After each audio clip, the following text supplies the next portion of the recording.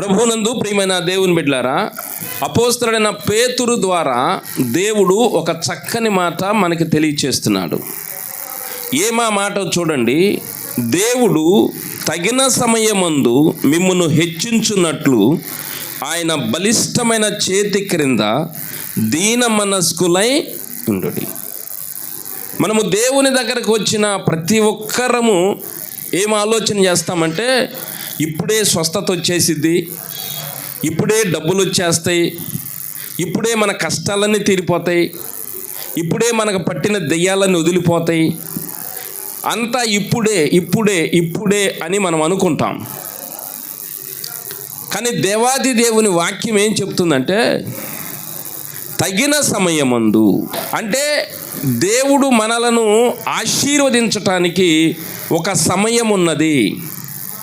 దేవుడు ఒక మనిషిని దీవించటానికి ఒక సమయం ఉన్నది. అది తగిన సమయము. దాన్ని బైబిల్ ఏమందంటే నిర్ణయ కాలము. ఏమన్నా చెప్పండి? నిర్ణయ కాలం. నిర్ణయ కాలం అంటే దేవుడు నిర్ణయించిన టైం. దేవుడు నిర్ణయించాడు. దేవుడు ఒక టైమును మనకి కేటాయించాడు. ఒక టైమును పర్ఫెక్ట్గా సెట్ చేశాడు. స్తోత్రం. నిన్నైనా నన్నైనా ఎవరినైనా ప్రియులారా, దేవుడు ఆశీర్వదించడానికి ఒక టైం సెట్ చేశాడు. అది నిర్ణయ కాలం. మీరు గలతీలకు రాసిన పత్రికలో 4వ అధ్యాయంలోకి వెళ్ళండి దయచేసి. 4వ వచనం చదవండి. అయితే కాలము పరిపూర్ణమైనప్పుడు దేవుడు తన కుమారుని పంపెను. చూడండి, కాలము పరిపూర్ణమైనప్పుడు. కాలము చెప్పండి, పరిపూర్ణమైనప్పుడు. ఏమి పరిపూర్ణమైనప్పుడు అంటే, దేవుడు ఒక టైం సెట్ చేశాడు, ఒక టైమర్ సెట్ చేశాడు. యేసుక్రీస్తుగా దేవుడు ఈ లోకంలో రావటం కోసం ఒక టైం సెట్ చేశాడు. అది కాలము. ఆ కాలము పరిపూర్ణమైనప్పుడు అంటే దేవుడు ఎప్పుడైతే రావాలనుకుని టైం పెట్టుకున్నాడో ఆ టైము పరిపూర్ణమైనప్పుడు వచ్చాడు. అంటే ఏమర్థమవుతుంది? దేవుడు మనల్ని ఆశీర్వదించడానికి ఒక టైం అనేది సెట్ చేశాడు. స్తోత్రం. అందుకు తగిన సమయమందు. కీర్తనల గ్రంథం 1లోకి వెళ్ళండి. 1వ కీర్తన 3వ వచనం చదవండి. అతడు నీటి కాలువల యోరాను నాటబడినదై ఆకు వాడక తన కాలమందు ఫలమిచ్చు చెట్టు వలె నుండును. ఒక చెట్టు, ఒక మొక్క మన పెరట్లో పెడితే ఆ మొక్క కాయలు కాయటానికి దానికి తగిన సమయము. నువ్వు మొక్క పెట్టగానే కాయలను ఆశించకూడదు. మొక్క పెట్టగానే కాయల్ని ఆశించామంటే మనంత ఫూలిష్నెస్ పర్సన్ ఇంకొకడు లేడు. మొక్క పెట్టినప్పుడు మనం ఏం చూస్తామంటే మొక్క బతకాలని కోరుకుంటాం. ఒక మొక్కను మనం పెరట్లో పెట్టామంటే ఏం చేస్తాం చెప్పండి? అది బతకాలి. బతికినాక ఆకులు వేస్తుంది. 2 ఆకులు వేస్తే సంతోషం, 4 ఆకులు వేస్తే సంతోషం. అలా రోజు రోజుకి మొక్క పెరుగుతుంటే సంతోషం. మీరు ఎప్పుడైనా మీ పెరట్లో ఒక మొక్కను పెంచారా? ఇంట్రెస్ట్గా మాకు చిన్నప్పుడు నేర్పేవాళ్ళు, మీ పెరట్లో ఏదైనా ఒక మొక్క మీరు పెట్టండి. అది పూల మొక్క కావచ్చు, కూరగాయల మొక్క కావచ్చు, కాయలు ఇచ్చే చెట్టు కావచ్చు. మొక్క పెట్టమనేవాళ్ళు. మొక్క పెట్టినాక మాకు ఎట్టుండేదంటే, రాత్రి నిద్ర సరిగ్గా పట్టేది కాదు. పెట్టిన వెంటనే, విత్తనం వేసిన వెంటనే మొలకెత్తాలని అది ఒక ఆదుర్ద. రోజు దాని దగ్గరికి వెళ్ళా, నీళ్లు పోయా, దాని వెంక చూడ. ఒక ఆకు వచ్చిందంటే అందరం చెప్పుకునేవాళ్ళము, నా మొక్క బతికిందని. మొక్కను పెంచడం అనేది ఒక ఇంట్రెస్ట్, అది మంచిది. ఆ మొక్కను చూస్తున్నప్పుడు మనము సిట్ రైట్ అవుతాం. మీరు కావాలంటే ఒక మొక్క ఏదైనా ఇంట్రెస్ట్గా పెట్టండి మీ పెరట్లో. ఇక్కడ కీర్తన గ్రంథంలో ఒక చక్కని వివరణ ఏమిచ్చాడంటే, తన ఆకు వాడక తన కాలమందు, అంటే చెట్టు ఫలమీయటానికి ఒక కాలం ఉంది. ఏ చెట్టు అయినా కాయ కాయటానికి ఒక టైము ఉంది. చెట్టుకు కాయ కాయటానికి టైం ఎట్లుందో, యేసుక్రీస్తు భూమి మీద రావటానికి టైం ఎట్లుందో, నిన్ను ఆశీర్వదించడానికి కూడా దేవుడు ఒక టైం పెట్టాడు. స్తోత్రం. ప్రతిదానికి సమయము కలదు. ఇప్పుడు నువ్వేం చేయాలంటే, ఆ సమయం ఎప్పుడు వచ్చిందా అని చూడకూడదు. అది నీ పని కాదు. ఆ సమయం ఎప్పుడు వచ్చిద్దా అంటే, దేవుడు టైం సెట్ చేసాడు అన్నారు, ఆ టైం ఎప్పుడు వచ్చిద్దా అని ఎదురు చూడటం నీ పని కాదు. నీకు ఒక పని ఉంది. ఏం పని అంటే ఆయన బలిష్టమైన హస్తముల క్రింద, చదువుకున్న మూలవాక్యంలోకి రండి, ఆయన బలిష్టమైన చేతి క్రింద మీరు ఎలాగ ఉండాలి? దీన మనస్కులై ఉండాలి. ప్రియ దేవుని బిడ్డలారేనండి, మనకున్న డబ్బు దేవుని దగ్గర పనికిరాదు, మనకున్న చదువు దేవుని దగ్గర పనికిరాదు, మనకున్న అందము దేవుని దగ్గర పనికిరాదు, అలాగే మనకున్న పరిశుద్ధత కూడా దేవుని దగ్గర పనికిరాదు. మనము చాలా మంచి వాళ్ళము, చాలా పద్ధతి గల వాళ్ళం, చాలా మర్యాదస్తులం, చాలా సత్ప్రవర్తన కలిగిన వాళ్ళం, కానీ దేవుని దగ్గర ఇవి పనికిరావు. దేవుని దగ్గర ఏమి పనికి వచ్చిందంటే ఆయన కింద దీన మనస్సు మనకు కావాలి. యెషయా గ్రంథం 66:2 అవన్నీ నా హస్తకృత్యములు, అవి నా వలన కలిగినవని యెహోవా సెలవిచ్చుచున్నాడు. ఎవడు దీనుడై నలిగిన హృదయము గలవాడై నా మాట వినికి వణుకుచుండునో వానినే నేను దృష్టించుచున్నాను. సో దేవుని దయ నీ మీదకి రావాలంటే, దేవుని నుండి నీకు దీవెన రావాలంటే, 1 కాలము నిర్ణయించబడింది, 2 నీకు దీన మనస్సు కావాలి. నీకు దీన మనస్సు కావాలి. ఆయన బలిష్టమైన చేతి క్రింద నువ్వు ఎట్లుండాలంటే దీన మనస్కులై ఉండాలి. మొక్కను మనం పెట్టినప్పుడు ఒక్కొక్క మొక్క ఇట్లా బెండ్ అయిపోతుంది, అది పెరిగే కొలది బెండ్ అవుతుంది, లేదా కింద కొమ్మలు వచ్చేస్తాయి. మనము ఆ కింద కొమ్మలు రావటం మనకి ఇష్టం ఉండదు కనుక ఆ కొమ్మల్ని నరికేస్తాం. మీరు చూసారా, చిన్న మొక్క అన్నప్పుడు ఆకులు వచ్చినాయంటే ఆటోమేటిక్గా అదేమైంది, కొమ్మ అవుతుంది. ఆ కొమ్మ కింద రావటం ఇష్టం లేక దాన్ని నరికేస్తాం, ఆ రెమ్మను తుంచేస్తాం. ఆ మొక్క తిన్నగా పెరగటానికి ఒక తాడైనా కడతామండి, లేదా ఒక కర్రైనా సపోర్టు ఇస్తాం. మొక్కను ఎలాగూ పెంచాలని మనము జాగ్రత్త వహిస్తామో, దేవుని నమ్ముకున్న నిన్ను నన్ను కూడా పెంచటానికి దేవుడు అంత జాగ్రత్త వహిస్తాడు. మొక్కను మనము రోజు వెళ్ళి చూసుకుంటాం, మొక్కను మనము రోజు నీళ్ళతో తడుపుతాం, ఇంకా మొక్క మీదకి కోళ్ళు కానీ ఏవి కానీ రాకుండా దాని చుట్టూ ఏదో ఒక కంచె మనము వేస్తాం. తండ్రి అయిన దేవుడు కూడా నిన్ను నన్ను అంటున్నాడు, నా పెరట్లో పెట్టుకున్న మొక్క మీరు, ఆమెన్, మీ మీద నేను దృష్టి ఉంచి ఉన్నాను. ఎలా దృష్టి ఉంచానంటే నాకు ఇష్టం. ఇప్పుడు గులాబీ మొక్క నీకు ఇష్టం కాబట్టి గులాబీ మొక్క నువ్వు పెరట్లో పెట్టుకున్నావు, దాని మీద నీ మనస్సు ఉంటుంది. నువ్వు ఈవెన్ కాలేజీకి వెళ్ళినా, బయటికి వెళ్ళినా, ఫ్రెండ్స్తో తిరుగుతున్నా ఒక ఆలోచన అనేది దాని మీద ఉంటుంది. నిన్ను అంటున్నాడు దేవుడు, నువ్వు మొక్కను ఎలాగో ప్రేమిస్తున్నావో నేను నిన్ను అంతకంటే ఎక్కువగా ప్రేమిస్తున్నా, నిన్ను నా పెరట్లో పెట్టుకున్నాను. స్తోత్రం. నా తోటలో నేను పెట్టుకున్నాను. ఆ తోటే ఇది, ఆ తోటే ఏదేను తోట, ఆ తోటే షారోను పొలం. మీరు గమనిస్తున్నారా, సీక్వెన్స్ వస్తుంది. యెరూషలేమును గురించి మాట్లాడుతున్న దేవుడు ఏదేను తోట కాడికి వెళ్ళాడు, ఏదేను తోట నుండి షారోను పొలము కాడికి వచ్చాడు. ఇవన్నీ తిప్పుతున్నాడు దేవుడు. ఇవన్నీ ఏంటంటే ఆధ్యాత్మిక కేంద్రాలు. చపలడు మైపరచండి. ఏదేను తోటైనా, షారోను పొలమైనా, యెరూషలేమైనా ఇవి ఆధ్యాత్మిక కేంద్రాలు. అంటే దేవుని గురించి నేర్పే పాఠశాలలు, దేవుని విద్యను నేర్పే పాఠశాలలు. ఇప్పుడు నిన్ను నన్ను అంటున్నాడు, నాకు ఇష్టము నువ్వు కాబట్టి నా తోటలో నిన్ను నాటుకున్నా. యాక్చువల్గా నువ్వు ఎక్కడున్నావు? ముళ్ళ పొదల్లో ఉన్నావు. యాక్చువల్గా నువ్వు ఎక్కడున్నావు? బలురెక్కసి చెట్ల మధ్య. పరమగీతాలు 2లో ఏమన్నాడు? 2వ అధ్యాయము 2వ వచనం, పరమగీతము 2:2. బలురక్కసి చెట్లలో వల్లి పద్మము వలె కనబడుచున్నది. షూలమితిని సొలొమోను తీసుకెళ్ళి రాజు కోటలో పెట్టుకున్నాడు, రాణి దగ్గర రాణిగా పెట్టుకున్నాడు. షూలమితిని రాజు కోటలోకి తీసుకెళ్ళక ముందు షూలమితి ఎక్కడుందంట?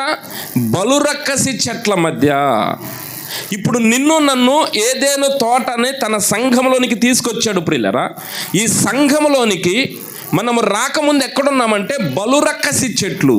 అంటే ప్రేమ కానీ, ఆప్యాయతలు కానీ, యథార్థత కానీ, స్వచ్ఛత కానీ, దయగలిగిన హృదయం కానీ లేని మనుషుల మధ్య ఉన్నాం. మనము కూడా అదే క్వాలిటీ కలిగి ఉన్నాం. మనము అబద్ధాలు ఈజీగా ఆడేస్తాం, మనము దుర్భాషలు మాట్లాడతాం, మనము ఇతరులని దుయ్యబట్టుకుంటాం. అక్కడ ఉన్నప్పుడు అన్నీ అవే మన లక్షణాలు. ఎక్కడ బలురక్కసి చెట్ల మధ్య, ఈ లోకములో ముళ్ళ పొదల మధ్య ఉన్నాం మనం. కానీ ఎందుకో ఆయన చూపు నా మీద పడింది, స్తోత్రం. కానీ ఎందుకో ఆయన చూపు నీ మీద పడింది. నీ మీద పడి నీ చుట్టూ తిరిగాడు కొన్నాళ్ళు. నీ చుట్టూ తిరిగి నీకు మనస్సులో నమ్మకమును కలిగించాడు. చప్పట్లు కూడా మైపరచండి. నమ్మకము కలిగించినాక ఇప్పుడు నువ్వు దేవుని గురించి ఆలోచన చేయటం ప్రారంభించావు. దేవుని గురించి ఆలోచన చేస్తున్న నిన్ను తన తోటలోనికి తెచ్చుకున్నాడు. ఇక్కడ బలురక్కసి చెట్లు లేవు, స్తోత్రం. ఇక్కడ ముళ్ళ పొదలు లేవు. ఇవన్నీ ఎక్కడ ఉన్నాయంటే తోట బయట ఉన్నాయి. ఇప్పుడు లోకంలో ఆదాము సృష్టించినప్పుడు మొదటి అధ్యాయంలోకి వెళ్తే ఫలమిచ్చు ప్రతి చెట్టు మొలుచునుగాక అన్నాడు. విత్తనములు గల ఫలమిచ్చు ప్రతి చెట్టు మొలుచునుగాక అంటే మనిషి తినటానికి పనికొచ్చే రుచికరమైన ఫలాలు ఇచ్చే చెట్లు ఆల్రెడీ లోకంలో పెట్టాడు. ఆదికాండం 1వ అధ్యాయం మీరు చూస్తే పచ్చని ఆకు మొక్కలన్నీ మనిషికి ఆహారమగులైన ఉంటుంది. అంటే లోకంలో పెట్టాడు. మరి లోకంలో పెట్టి ఇప్పుడు దేవుడు మళ్ళీ ఏదైనా తోటని సెపరేట్గా వేసాడు. వాక్యం ఎప్పుడు లోతుగా వెళ్తుంది. కొంచెం క్లియర్గా చదువుదామా? ఆదికాండం 1వ అధ్యాయంలోకి వెళ్ళండి. ఆదికాండం 1వ అధ్యాయం 29వ వచనం. దేవుడు, ఇదిగో భూమి మీదనున్న విత్తనములిచ్చు ప్రతి చెట్టును, విత్తనములిచ్చు వృక్ష ఫలము గల ప్రతి వృక్షమును మీకు ఇచ్చి ఉన్నాను. ఇప్పుడు ఇది ఏదేను తోట సృష్టించక ముందు, మనిషిని సృష్టించక ముందే మొక్కలను సృష్టించాడు దేవుడు. మనిషికి ఆహారం అవ్వాలని సృష్టించాడు. సృష్టించి మనిషికి చెప్పాడు ఇవన్నీ మీకు ఆహారమగునని. అంటే నేను మీకేం చెప్తున్నానంటే ఏదేను తోటకి బయట కూడా ఫలాలు ఇచ్చే చెట్లు ఉన్నాయి. ఏదేను తోట ఒక స్పెసిఫిక్ ప్లేసు, అది మినహాయిస్తే భూమి అందంతటా ఆ చెట్లు ఉన్నాయి, స్తోత్రం. ఆ చెట్ల కాయలు కాస్తున్నాయి, హల్లెలూయా. ఆ చెట్లను దేవుడు ఏమన్నాడంటే ఇవన్నీ మీకు ఆహారం అన్నాడు. ఇన్ని చేసిన దేవుడు మళ్ళీ ఏదేను తోటలో చెట్లు పెట్టాల్సిన అవసరం ఏమొచ్చింది? అది పాయింట్. అర్థమవుతున్న పాయింట్? ఆల్రెడీ బయట ఉన్నాయి. తోట వేయకముందే ఇవన్నీ, స్తోత్రం చెప్పండి, హల్లెలూయా. తోట వేయకముందే ఇవన్నీ ఉన్నాయి. మళ్ళీ దేవుడు సపరేట్గా ఒక తోట వేసాడు. ఆ తోటలో కూడా సేమ్ అయ్యే మొక్కలు పెట్టాడు. ఇప్పుడు మనం ఏమైతే పండ్లు తింటున్నామో, మనమే కానీ భూమి మీద ఉన్న మనుషులు ఆయా దేశాలలో ఏ పండ్లు అయితే తింటున్నారో ఆ పండ్లు ఇచ్చే చెట్లన్నీ అప్పుడే పెట్టేశాడు దేవుడు. నేనేమన్నానంటే ఏదేను తోటలో పెట్టకముందే బయట మొక్కలు ఉన్నాయి, అవన్నీ కూడా నీకే ఇచ్చేసాను అన్నాడు. మళ్ళీ సపరేట్గా ఏదేను తోట ఎందుకు వేయాల్సి వచ్చింది అంటే దేవుని యొక్క మనస్సును మీరు అర్థం చేసుకోండి. లోకంలో ఉన్నాయి తింటూ ఉంటావు, కానీ నన్ను కలుసుకోవటానికి నీకు ఒక ప్రత్యేకమైన ప్లేస్ కావాలి. నేను నీతో మాట్లాడాలంటే ఒక ప్రత్యేకమైన ప్లేస్ కావాలి. నేను నిన్ను నా రూపంలోనికి తెచ్చుకోవాలంటే నీకు ఒక ప్లేస్ కావాలి. నా గురించిన జ్ఞానము నీకు బోధించాలంటే ఒక ప్లేస్ కావాలి. ఆ పర్టికులర్ ప్లేస్లోనే నేను నిన్ను కలుసుకుంటా, స్తోత్రం చెప్పండి. ఆ ప్లేస్లోకే వస్తా. ఇప్పుడు నువ్వు మందిరంలోనికి రాకముందు ప్రతి ఒక్కరి జీవితాల్లో అనుభవాలు ఉంటాయి. నువ్వు పొలంలో ఉన్న దేవుని మాటలు, దేవుని అనుభవాలు నీకు ఉంటాయి, నీ ఇంట్లో ఉంటాయి. ఒక్కోసారి సినిమాకి వెళ్ళినా కానీ దేవుడు మాట్లాడతాడు. అంటే ఆయన దృష్టి ఎవరి మీద అయితే పడిందో వాళ్ళు ఎక్కడున్నా అక్కడ దేవుడు మాట్లాడితేనే మనకు నమ్మకం వచ్చేది, లేకపోతే రాదండి. ఆయన మన మనస్సులో నుండి మాట్లాడితేనే మనకి నమ్మకము. ఆ నమ్మకం కలిగినాక ఆయన ఏం చేశాడంటే అక్కడ నుండి తీసుకొచ్చి ఇక్కడ కూర్చోబెట్టాడు, స్తోత్రం. ఏమండి, పొలంలో మాట్లాడాడు నాతో, సినిమాలో మాట్లాడాడు దేవుడు నాతో, నేను ఎక్కడుంటే అక్కడ మాట్లాడాడు, సరిపోదా? ఇప్పుడు మనోళ్ళు కూడా కొంతమంది అంటారు దేవుడు కావాలంటే మందిరానికి వెళ్ళాలేరా, ఇక్కడ ఉండాలరా అంటారు. హృదయం శుద్ధిగా ఉండాలరా, మనస్సు శుద్ధిగా ఉండాలరా, దేవుని మందిరానికి వెళ్తే ఏమి సుఖంరా అంటాడు. అది వాళ్ళకి అందిన జ్ఞానం. కానీ దేవుని జ్ఞానం ఏం చెప్తుందంటే నువ్వు అక్కడ ఉంటే అన్ని విషయాలు నీతో మాట్లాడటం నాకు కుదరదు. నువ్వు పొలంలో ఉంటే అన్ని విషయాలు నీతో మాట్లాడలేను. నువ్వు ఇంట్లో ఉంటే అన్ని విషయాలు నీతో మాట్లాడలేను. కానీ నేను వచ్చి ఒక ప్లేస్ అనేది నాకు కావాలి. నీతో మాట్లాడటానికి నాకు ఒక ప్లేస్ కావాలి, ఒక ప్రత్యేకమైన ప్లేస్ కావాలి. ఆ ప్లేస్లో నేను ఎప్పుడు ఉంటాను. స్తోత్రం. అందుకు సియోనును దేవుడు కోరుకున్నాడు. సియోనును దేవుడు కోరుకున్నాడు. ఎందుకు కోరుకున్నాడు అంటే ఇది నా నివాస స్థలం. ప్రపంచంలో ఎన్నో పెద్ద పెద్ద సిటీస్ ఉన్నా, పేరుగాంచినవి ఉన్నాయి. కిలిమంజారో ఉంది, మంచు పిచ్ ఉంది, ఇలాంటి బ్యూటిఫుల్ ప్లేసెస్ వరల్డ్ వైడ్గా ఉన్నాయి.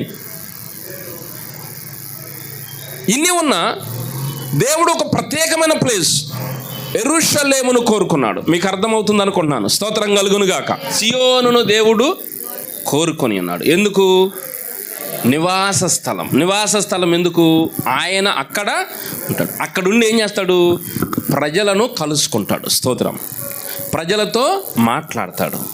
ప్రజలకు మాట్లాడుతూ ఏం చేస్తాడు చెప్పండి? 1 ఆశీర్వాదాలు ఇస్తాడు, 2 ఆయన సన్నిధిని ఎట్లా ఉండాలో నేర్పుతాడు. చెప్పండి కూడా మేమపరచాలి. సియోనులో నివసించు దేవుడు ఏం చేస్తాడు? ప్రజలతో మాట్లాడతాడు. ప్రజలతో ఏమి మాట్లాడతాడు? దేవుడు ఏం చెప్తాడంటే ఆ టయానికి నీకేం అవసరం అది చెప్తాడు. కాబట్టి సియోనులో నివసించే దేవుడు ప్రజలందరినీ తన దగ్గరకు పిలుచుకుని ఆయన నోరు తెరిచి మాట్లాడతాడు. ఏమి మాట్లాడతాడంటే 1 దీవెనలు ఇస్తాడు. స్తోత్రం చెప్పండి. 2 ఆయన సన్నిధిలో మనం ఎట్లా ఉండాలో నేర్పుతాడు. మనం నేర్చుకోవాలి ఆయన సన్నిధిలో. మనందరికీ ఒకటి అలవాటు అయిపోయింది. దేవుడు కరుణామయుడు, ప్రేమామయుడు. ఆయన మనల్ని క్షమిస్తాడు. ఎన్నిసార్లు తప్పులు చేసినా ఆయన మనలను క్షమిస్తాడు. ఇది బండ గుర్తు పడిపోయింది. చాలామంది పాస్టర్లు ఇదే నేర్పుతున్నారు. అసలు దీనికి పూర్తిగా భిన్నమైంది దేవుని నడిపింపు. అసలు ఆయన కొన్నిసార్లు క్షమించడు. అసలు ఆయన దూరం వెళ్ళిపోతాడు. అందుకు ఈ విషయాలన్నీ నీకు తెలియాలి. ఇప్పుడు దేవుని సన్నిధిలో మనం ఎట్లా ఉండాలి? అది అన్నాడు, దీన మనస్కులై. జాగ్రత్తగా రండి, అర్థమైంది. మీరు దీన మనస్కులై ఉండాలి. అంటే దేవుని దగ్గర దీన మనస్కులు ఉండాలా? అంటే దీన మనస్సు ఉంటేనే నచ్చుతామా? మనకు అలవాటైంది అనుకో చర్చి, ఇది మా చర్చారా, ఇది మా చర్చారా, ఎక్కడికైనా వెళ్ళిపోతాం. పులిపీట మీదకి వెళ్ళిపోతాం, లేదా సేవకుని పర్సన్ రూమ్లోకి వెళ్ళిపోతాం, లేదా ఏమైనా చేసేస్తాం. కానీ ఆమడ దూరంలో నుంచోవాలి. ఈ పద్ధతులు ఎవరు నేర్పుతారంటే దేవుడు నేర్పుతాడు. నువ్వు ఎట్లా ఉంటే ఆయనకి నచ్చుతావో అట్లా నేర్పుతాడు. నిన్ను దీవించాలంటే ప్రియులారా, 2వ పాయింట్ చెప్తున్నా, నిన్ను దీవించాలంటే ఆయనకి ఇష్టమైన రీతిలో నువ్వు ఉండాలి. పరిసయుడు వచ్చాడు మందిరంలోకి, నేరుగా పులిపీట దగ్గరకు వచ్చేసాడు. ఎట్టెత్తి తలెత్తి ప్రార్థన చేస్తున్నాడు. ప్రభువా, ఈ సుంకరిలాగా నన్ను ఉంచనందుకు నీకు స్తోత్రం. నేను పుదీనాలో నీకు 10వ భాగం ఇస్తున్నా, కొత్తిమీరలో 10వ భాగం ఇస్తున్నా, అన్నిట్లో నేను నీకేం చేస్తున్నాను? 10వ భాగం ఇస్తున్నా.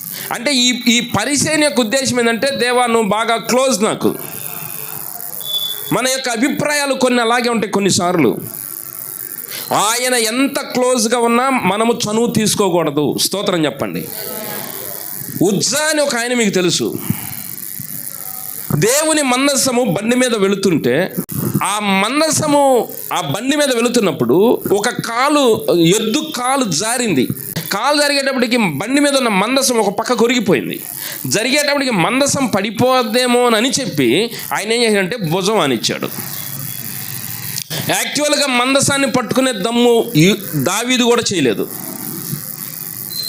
దావీదు ఎంత గొప్ప భక్తుడైనా, దావీదుతో దేవుడు ఎంత మాట్లాడినా, దావీదు విషయాల్లో ఎన్ని లైవ్ కార్యాలు దేవుడు చేసినా, దావీదుకు తెలుసు నేను వేరు, యాజకుడు వేరు. చెప్పలు కూడా పరచాలి. ఆ క్రమాలన్నీ మనం నేర్చుకోవటానికి దేవుడు మందిరాన్ని ఇచ్చాడు. మందిరానికి ఎందుకు వెళ్ళాలంటే ఆ దైవ జ్ఞానమును నేర్చుకుని ఆ క్రమాల్లోనికి మనం రావాలి. అది దీన మనసు కలిగి ఉండటం. అంటే దీన మనసు కలిగి ఉండడం అంటే ముఖం అంతా ఎలాడేసేసి అప్పటికప్పుడు కన్నీళ్ళు గార్చి నటించేసేది కాదు దీన మనసు.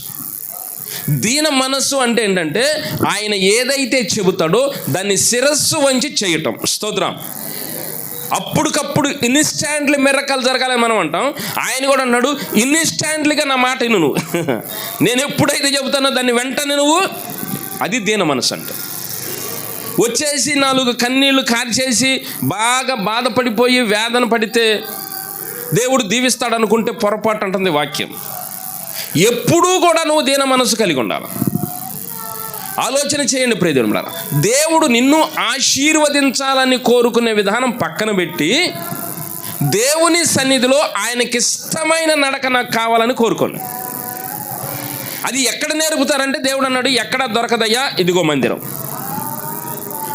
లోకములో నీకు అన్నీ ఉంటాయి, నీకు డబ్బు ఉంటుంది, లోకములో ఏమైనా సుఖభోగాలు ఉంటాయి, నువ్వు లోకములో ఏదైనా సంపాదించుకోవచ్చు. కానీ లోకములో నువ్వు సంపాదించుకోలేనిది ఒకటి, అది దైవ ప్రత్యక్షత, అది దేవుని మాటలు. వింటున్నారా?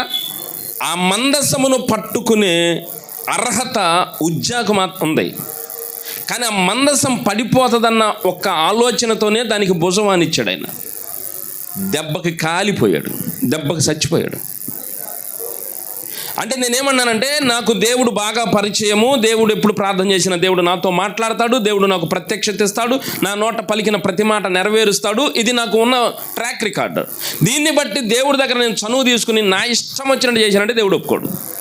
ఇప్పుడు దేవుని సన్నిధిలో మనము మర్యాదగా నడుచుకునే క్రమము నేర్పేది ఏదేను తోట. అందుకు నీకు లోకమంతా చెట్లున్నాయి, కాయలున్నాయి, నువ్వేమైనా చేయొచ్చు, సెలయేరులు ఉన్నాయి, నదులు ఉన్నాయి, నీ ఇష్టం తినొచ్చు, తాగొచ్చు, హ్యాపీగా బతకొచ్చు. కానీ ఈ లోకంలో ఎంత బ్యూటిఫుల్ ప్లేసెస్ ఉన్నా, ఎంత తిండి ఉన్నా, నీకు అక్కడ దొరకంది ఒకటేంటంటే నా మాట నీకు దొరకాలంటే ఒక పర్టికులర్, ఒక స్పెసిఫిక్ ప్లేస్ కావాలి. ఆ ప్లేస్ కోసం దేవుడు ఏర్పరిచింది ఏదేను తోట. ఆ ఏదేను తోటే రాను కాలంలో యెరూషలేము, ఆ ఏదేను తోటే షారోను పొలము, ఆ ఏదేను తోటే ఇంకొకటి ఏం చెప్పండి, సంఘము. స్తోత్రం చెప్పండి. హల్లెలూయా. ఏంటి ఏదేను తోట? దేవుడు వచ్చి ఆదాముతో ప్రతి చల్లపూట మాట్లాడేవాడు. ఏం మాట్లాడేవాడు? ఈ జ్ఞానం అంతా చెప్పాడు ఆదాముకి. ఈ సృష్టి ఎందుకు చేయాల్సి వచ్చిందో, ఈ సృష్టి ఎలా చేశాడో, నువ్వెందుకు కలిగావో, నీలో ఉన్న ఆ అంతరింద్రియాలు ఏంటో, ఇదంతా రోజు మాట్లాడేవాడు. నీతో దేవుడు ఏం మాట్లాడతాడు? తన గురించి చెప్తాడు. చపలుడి మైపరచాన్ని. నీతో ఏం మాట్లాడతాడు? తన దగ్గర నువ్వు ఎట్లా నడుచుకోవాలో చెప్తాడు. కానీ ఇప్పుడు ఫ్యాషన్ ఏంటంటే, తప్పు కనుగోమాకండి, దర్శనాలు ఏంటంటే ఎదుటి వ్యక్తి గురించి ఏమి కనపడాలి, ఎదుటి వ్యక్తిలో దురాత్మలు ఉన్నాయా, ఎదుటి వ్యక్తులు ఏమైనా ఉన్నాయా, నాకు దర్శనాలు కనపడుతున్నాయి అని హెచ్చించుకున్నారు. అది రాంగు, అది మంచిది కాదు. అంటే ఏదేను తోటలో నా గురించి నీకు వివరంగా చెప్తా. ఏదేను తోటలోకి నువ్వు వచ్చావంటే నీ లైఫ్లో ఒక క్రమశిక్షణ వచ్చేసింది. చెట్టు ఎట్లా దినదినము అభివృద్ధి చెందిద్దో నువ్వు కూడా అభివృద్ధి చెందాలి.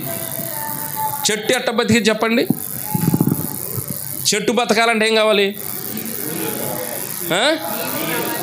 1 నీళ్ళు కావాలి, 2 సూర్యరశ్మి కావాలి, 3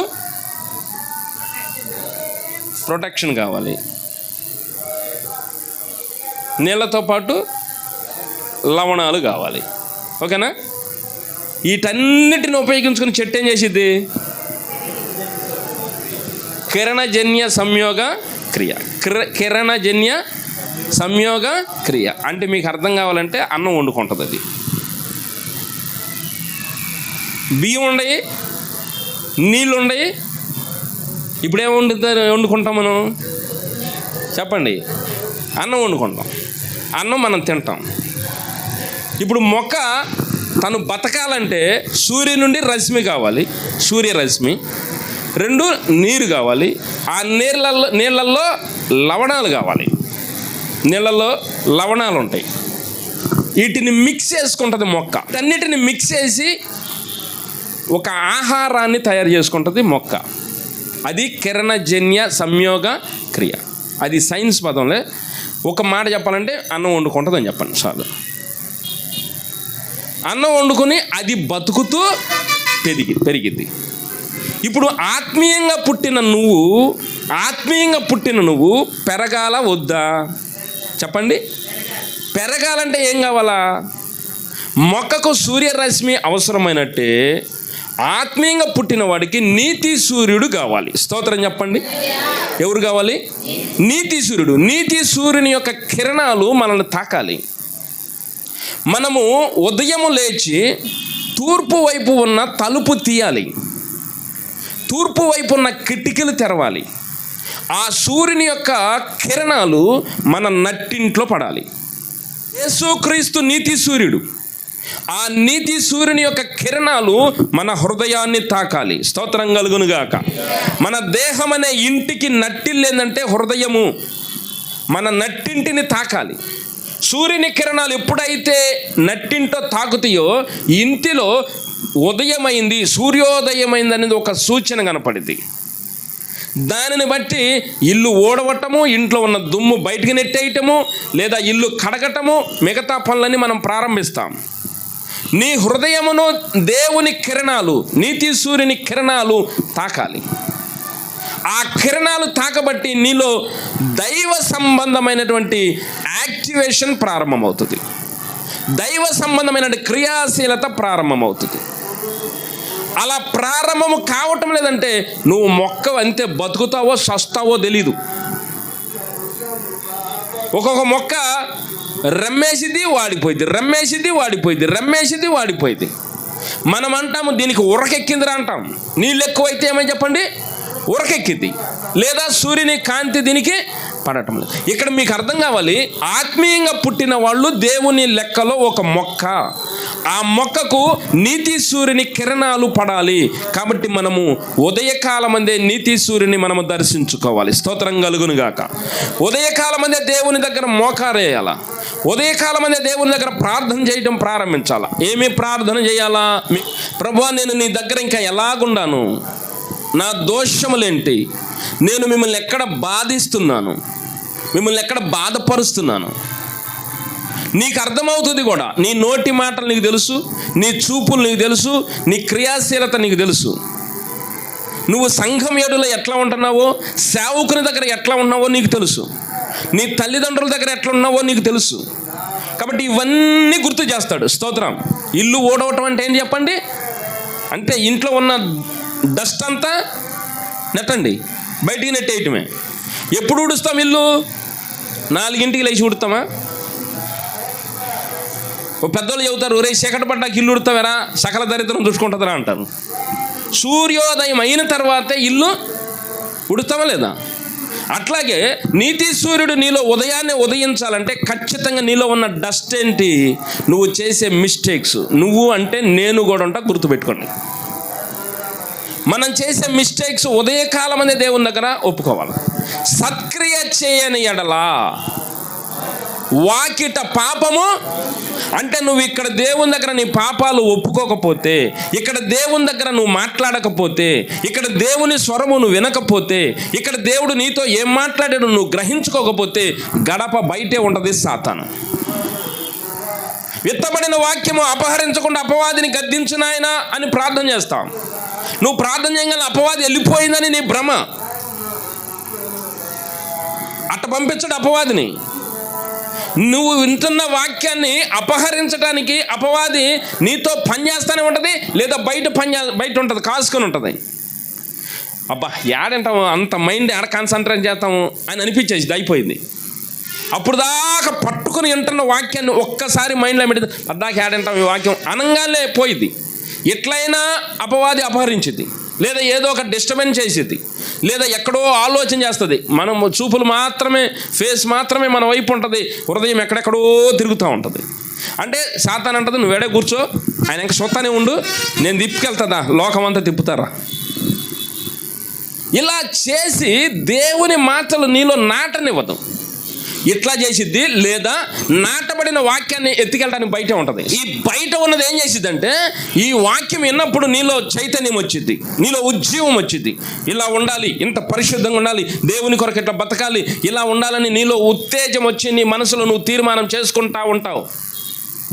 వెల్ అండ్ గుడ్. కానీ బయటకు వెళ్ళినాక అపవాదం ఏం చేసిద్దంటే, బయట లోకాన్ని చూపించేసింది.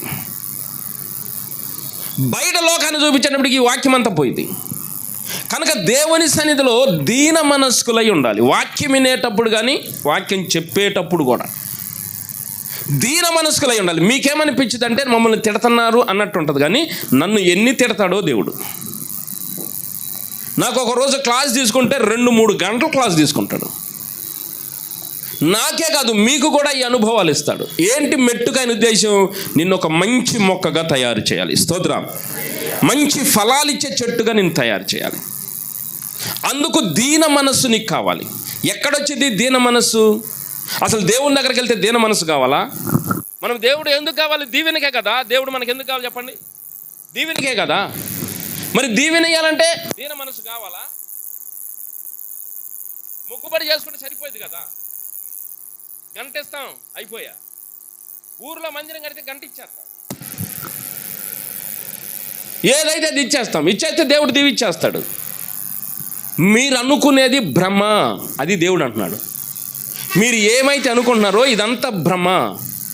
నా దగ్గరికి రావాలంటే, నేను నీతో మాట్లాడాలంటే, నిన్ను నా బిడ్డగా అంగీకరించాలంటే, నిన్ను నా రూపంలోకి పెంచుకోవాలంటే నీకు కొన్ని లక్షణాలు కావాలి. ఆ లక్షణాలు ఇక్కడే నేను చెప్తా. స్తోత్రం. అందుకు దేవుని మందిరానికి వెళ్ళాలి. స్కూల్కి వెళ్తే ఏమొచ్చింది? అక్కడ నేర్పుతారు చదువు, అక్కడ నేర్పుతారు క్రమశిక్షణ, అక్కడ నేర్పుతారు పెద్దల ఎడల గౌరవం, అక్కడ నేర్పుతారు గురువుల దగ్గర ఎంత జాగ్రత్తగా ఉండాలి. మందిరానికి వెళ్తే ఏమొచ్చింది? ఒక మాట ఆలోచన చేయండి, గుండెమే చేసుకుని. దేవుని మందిరానికి వెళ్తే ఏమొచ్చింది? వెంటనే దీవెన వచ్చింది అంతే. మన హృదయం తడుముకోకుండా అసంకల్పిత ప్రతీకార చర్యగా మందిరానికి వెళ్తే ఏమొచ్చిందంటే దీవెన వచ్చింది అంతే. కానీ దేవుని మందిరానికి వెళ్తే ఏమొచ్చింది? దేవుని జ్ఞానం వచ్చింది. ఆ జ్ఞానాన్ని నేర్పేదే ఏదేను తోట. అందుకు ఆదాముతో ప్రతి చల్లపూట దేవుడు నీతో, ఆదాముతో మాట్లాడాడు. ప్రతి ఆదివారం నీతో మాట్లాడతాడు, ప్రతి శుక్రవారం నీతో మాట్లాడతాడు. మన మందిరానికి ఏమైతే క్రమాలు ఇచ్చాడో, ఒక్కొక్క మందిరంలో ఒక్కొక్క క్రమాలు పెట్టుకుంటాడు. మనకి ఏ మందిరం అయితే ఏ క్రమం అయితే ఇచ్చాడో ఆ క్రమంలో ఆయన రెడీగా ఉంటాడు మొదట నీతో మాట్లాడటానికి. ఏం మాట్లాడతాడంటే ఆయనకి సంబంధించిన విషయాలు. ఆమేన్. మొదట నిన్ను ఎలా పలకరిస్తాడంటే బాగున్నావా అని పలకరిస్తాడు. స్తోత్రం. నువ్వు దిగులు చెందుతుంటే భయపడమాక అంటాడు. నాకు ఇంకా ఏం మేలు జరగట్లేదండి, ఏమి జరగట్లేదని నువ్వు కుంగిపోతుంటే నేను నీకు తోడుగా ఉన్నానమ్మా, నేను నిన్ను ధైర్యపరుస్తా, నిన్ను బలపరుస్తా. ఈ ఆదరణకరమైన మాటలతో మాట్లాడతాడు. ఇంకా ఏం మాట్లాడతాడు? నీలో మంచి లక్షణాలు కొన్ని ఉంటాయే, వాటిని ప్రస్తావిస్తాడు. మీకు ఒక ఉదాహరణ చెప్తా. ప్రకటన గ్రంథం 2వ అధ్యాయంలోకి వెళ్ళండి. ప్రకటన గ్రంథం 2వ అధ్యాయం 2వ వచనమే చూడండి. నీ క్రియలను, నీ కష్టమును, నీ సహనమును నేను ఎరుగుదును.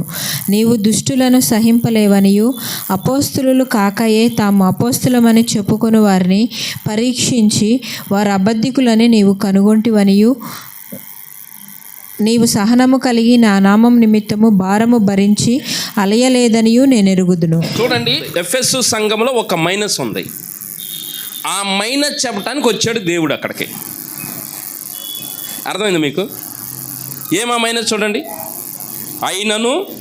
అయినను మొదట నీకుండిన ప్రేమను నీవు వదిలితివని నేను నీ మీద తప్పు ఒకటి మోపవలసి ఉన్నది. అది చెప్పాలనుకుని వచ్చింది దేవుడు.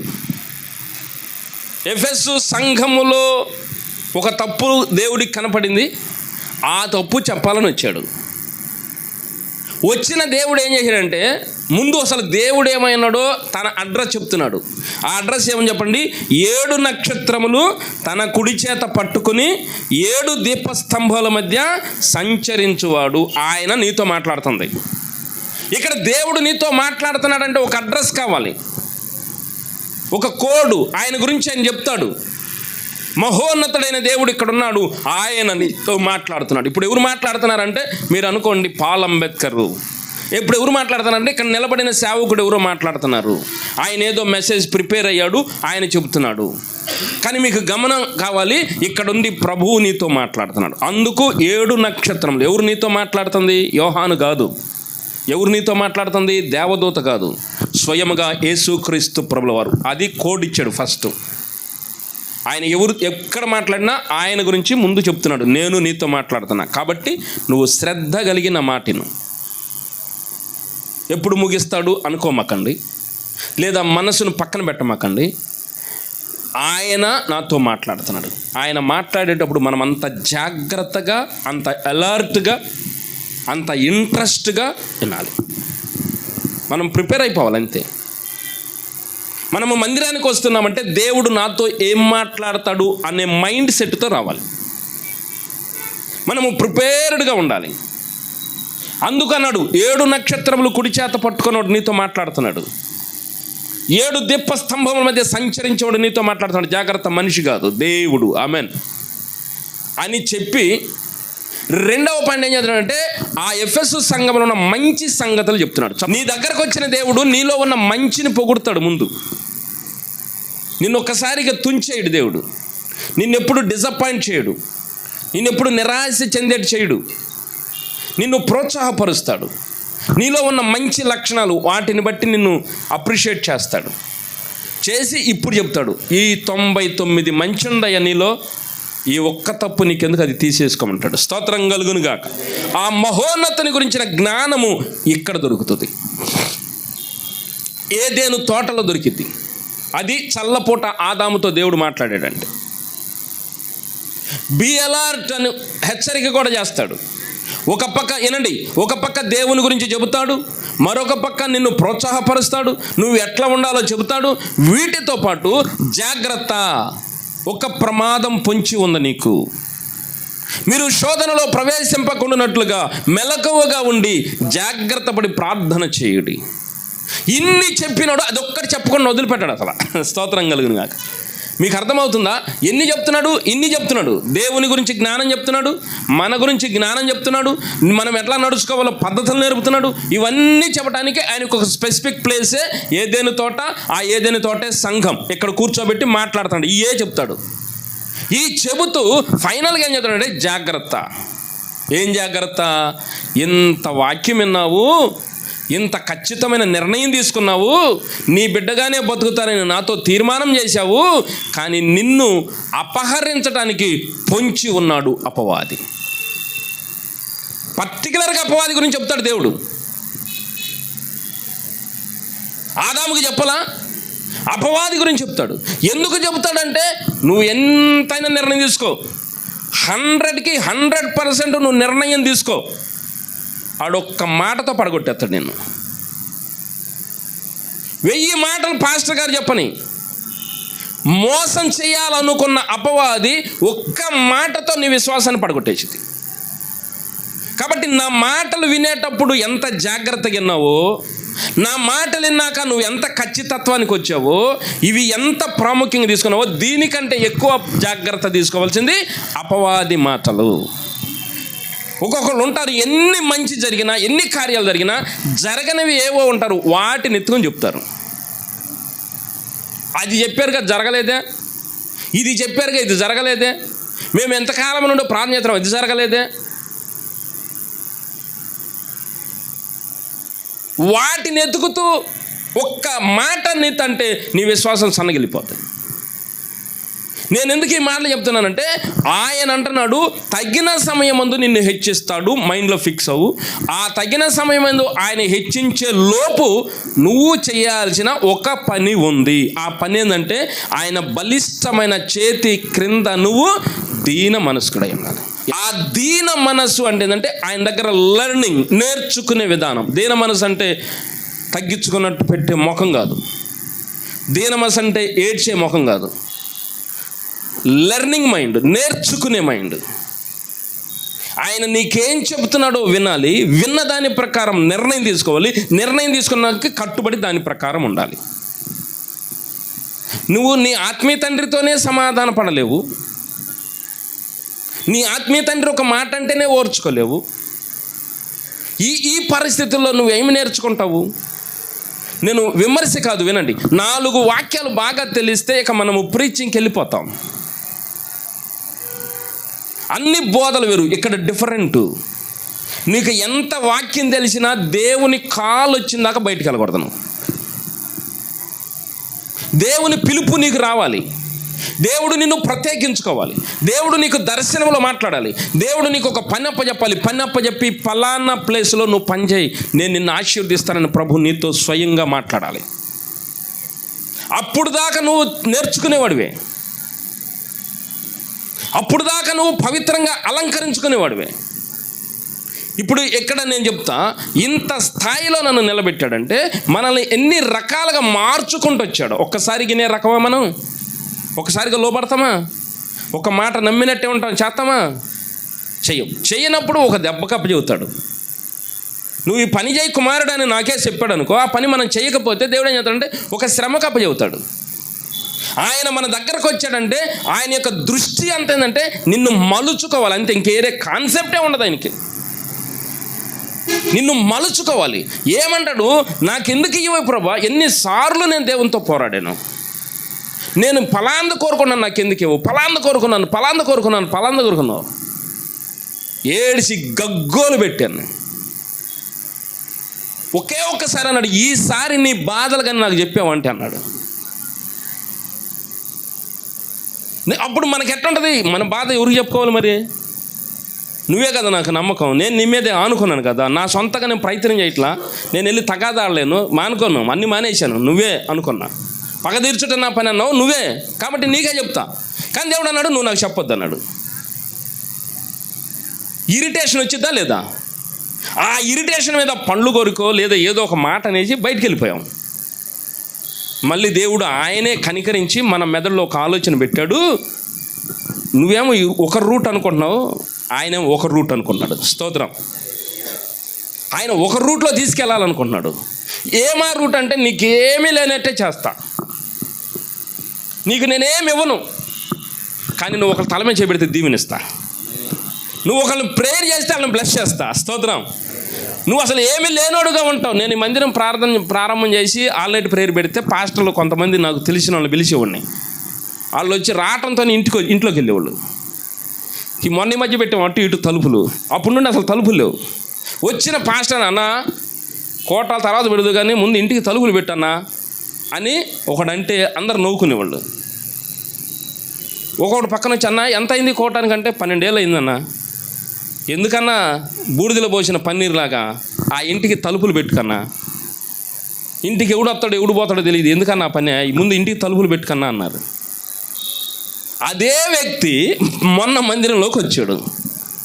ఆయన రావటంతో ఆ మాటే జ్ఞాపకం చేస్తున్నాడు. అన్న మేము ఎన్ని చెప్పాము నీకు, ఇంటికి తలుపు పెట్టుకున్నాను, నా కళ్ళ ముందే ఇన్ని రూపాయలు మార్చింది మందిరం అన్నాడు.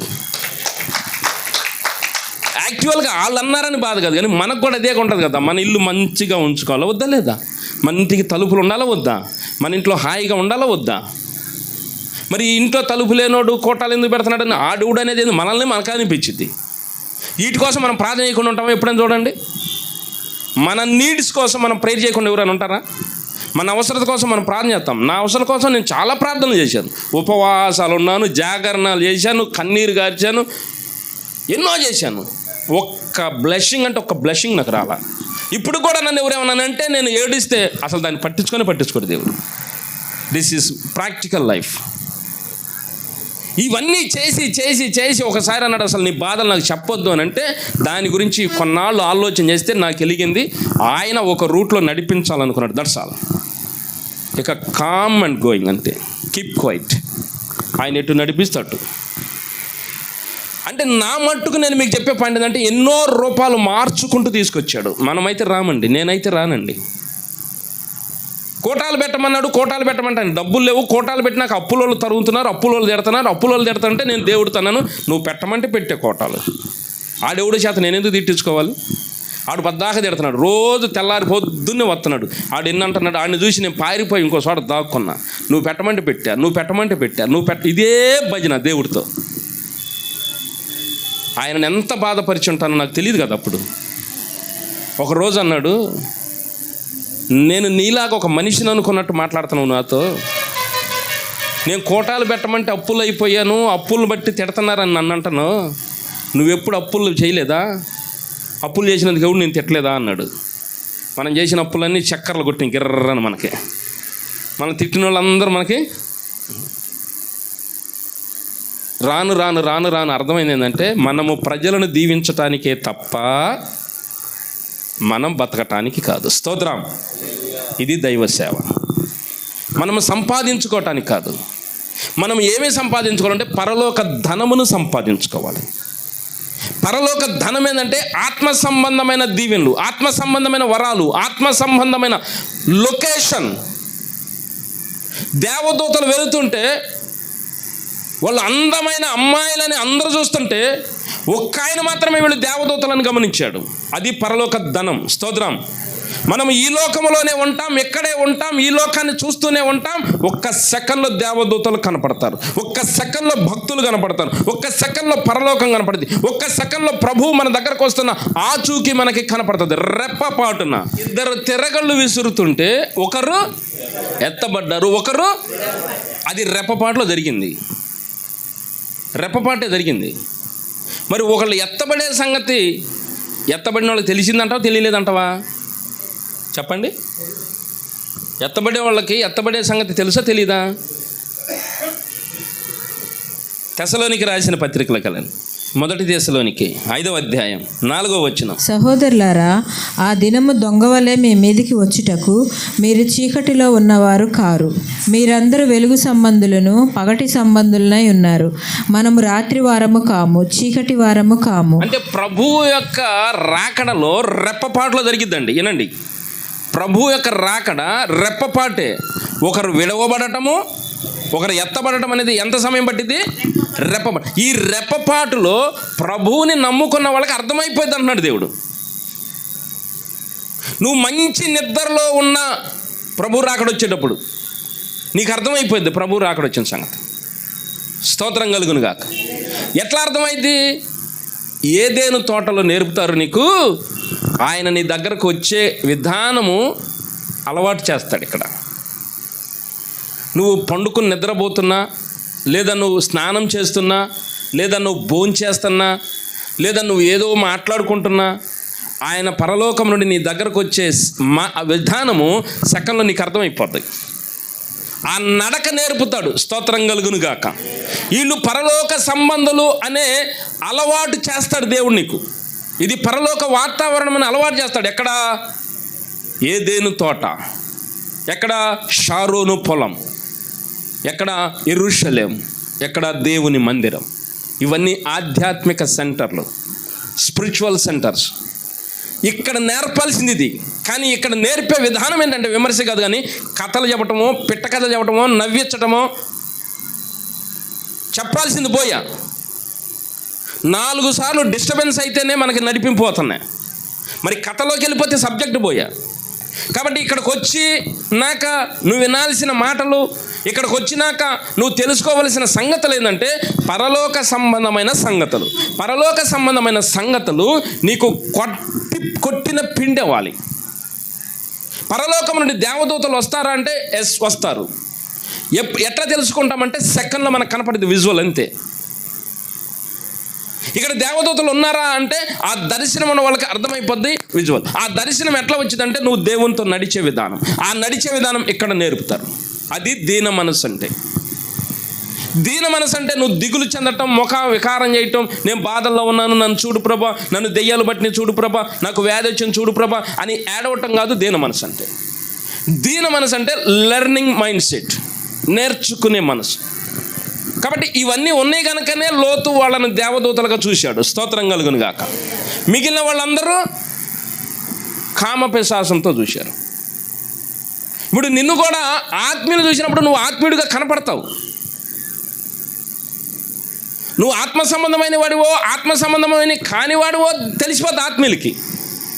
అంటే నీకేమి నేర్పుతుందంటే పరలోకపు వాతావరణమును నేర్పేసింది. స్తోత్రం. కాబట్టి ఇక్కడ అర్థమైపోద్ది పరిశుద్ధాత్మ దేవుడిని మీ మీదకి వస్తున్నాడని చెప్తాను. మీకు ఆరాధనలో మీ మీదకి దేవుని అభిషేకం వస్తుంది, మీ ఒళ్ళంతా జిమ్మున లాగుతుంది ఏమండి, లేదా మీకు కరెంట్ షాక్ తగిలినట్టు ఉంటుంది, లేదా మీ ముఖం మీద చల్లటి గాలి వస్తుంది, లేదా మీ నడుముల మీద చల్లటి గాలి వస్తుంది. ఇవన్నీ నేను చదువుతానా లేదా ఆరాధనలో? నేను చదివాను కాబట్టి జరిగినాయా? ఆయన చెప్పాడు కాబట్టి నేను చెప్పానా? ఆయన ఎట్లా చెప్పాడు? రాత్రి చెప్పాడా నాకు? నేను వస్తే ఇట్లా జరిగిద్దని రాత్రి చెప్పాడా? నాకేమన్నా క్లాసులు సపరేట్గా తీసుకున్నాడా? లేదు. ఆయన అక్కడ బయలుదేరితే ఇక్కడ చెప్పేస్తాడు సెకండ్లో. ఆయన అక్కడ బయలుదేరితే ఇక్కడ చెప్పేస్తాడు. ఆయన అక్కడ బ్లెస్సింగ్ ఇస్తే ఇక్కడ చెప్పేస్తాడు. మనకున్నది కొద్ది వరమే, అది కూడా చెప్తున్నా మీకు. నిండు పవర్ఫుల్ ఫుల్ ఉన్న వాళ్ళకి ఇంకా క్లియర్గా కనపడుతుంది. స్తోత్రం కలుగునుగా. కాబట్టి ఇవన్నీ నేర్పి నిన్ను ప్రిపేర్ చేస్తాడు, నిన్ను రెడీ చేసి ఇప్పుడు నిన్ను దీవిస్తాడు. స్తోత్రం. ఇప్పుడు నిన్ను ఎలా దీవిస్తాడంటే 10 మందిని దీవించేట్టుగా, స్తోత్రం కలుగునుగాక, 10 మంది జీవితాలు వెలిగించేట్టుగా, హల్లెలూయా, 10 మందిలో ఆధ్యాత్మిక చైతన్యము కలిగించే ఒక పవర్ఫుల్ వెపన్గా నేను రెడీ చేసి పెడతాడు. ఇది నిన్ను దీవించడం అంటే. ఇలా నిన్ను ఏ విధంగా దీవించాలనుకుంటున్నాడో ఆయన ఇష్టం. నువ్వు ఒకవేళ నిన్ను ధనవంతుని చేయాలనుకుంటే చేస్తాడు.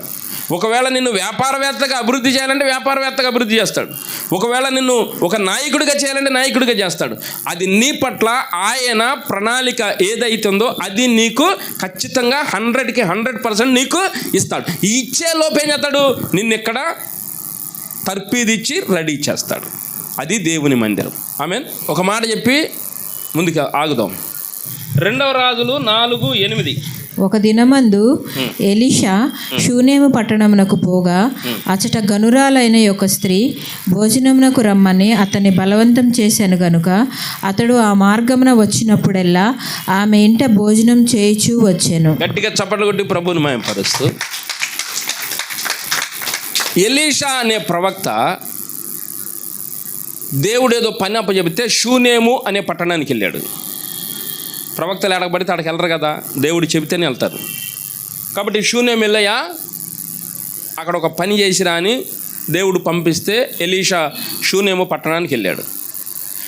ఆ పట్టణానికి దైవజనుడు వచ్చాడని ఆ ఊర్లో ఉన్న ఒక ఆమె వింది.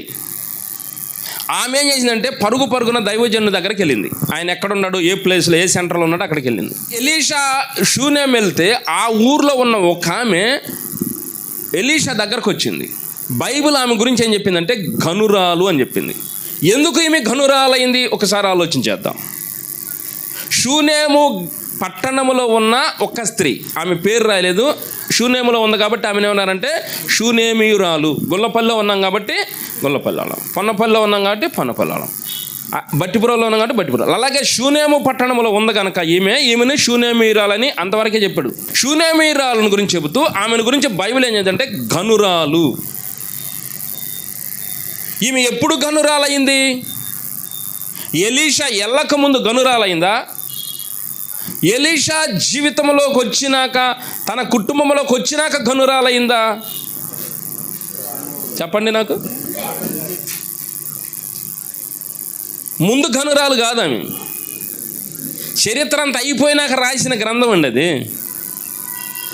షూనేమీయురాలు ఈమె దేవుని యందు భక్తి కలిగిన ఆమె, దేవుని యందు భయభక్తులు కలిగిన ఆమె. అమావాస్య కూటం ఉంటుంది పాత నిబంధనలో, విశ్రాంతి దినము కూటం ఉంటుంది. ఆ కూటాలు ఏ ఒక్కటి మానుకునేది కాదు. ఆమెకు దైవభక్తి, దైవజనుడు అంటే అపరిమితమైనటువంటి గౌరవం. ఎలీషా కర్మెలు అనే ప్రాంతంలో ఉంటాడు. అక్కడ ఆయన షూనేముకు వచ్చాడు.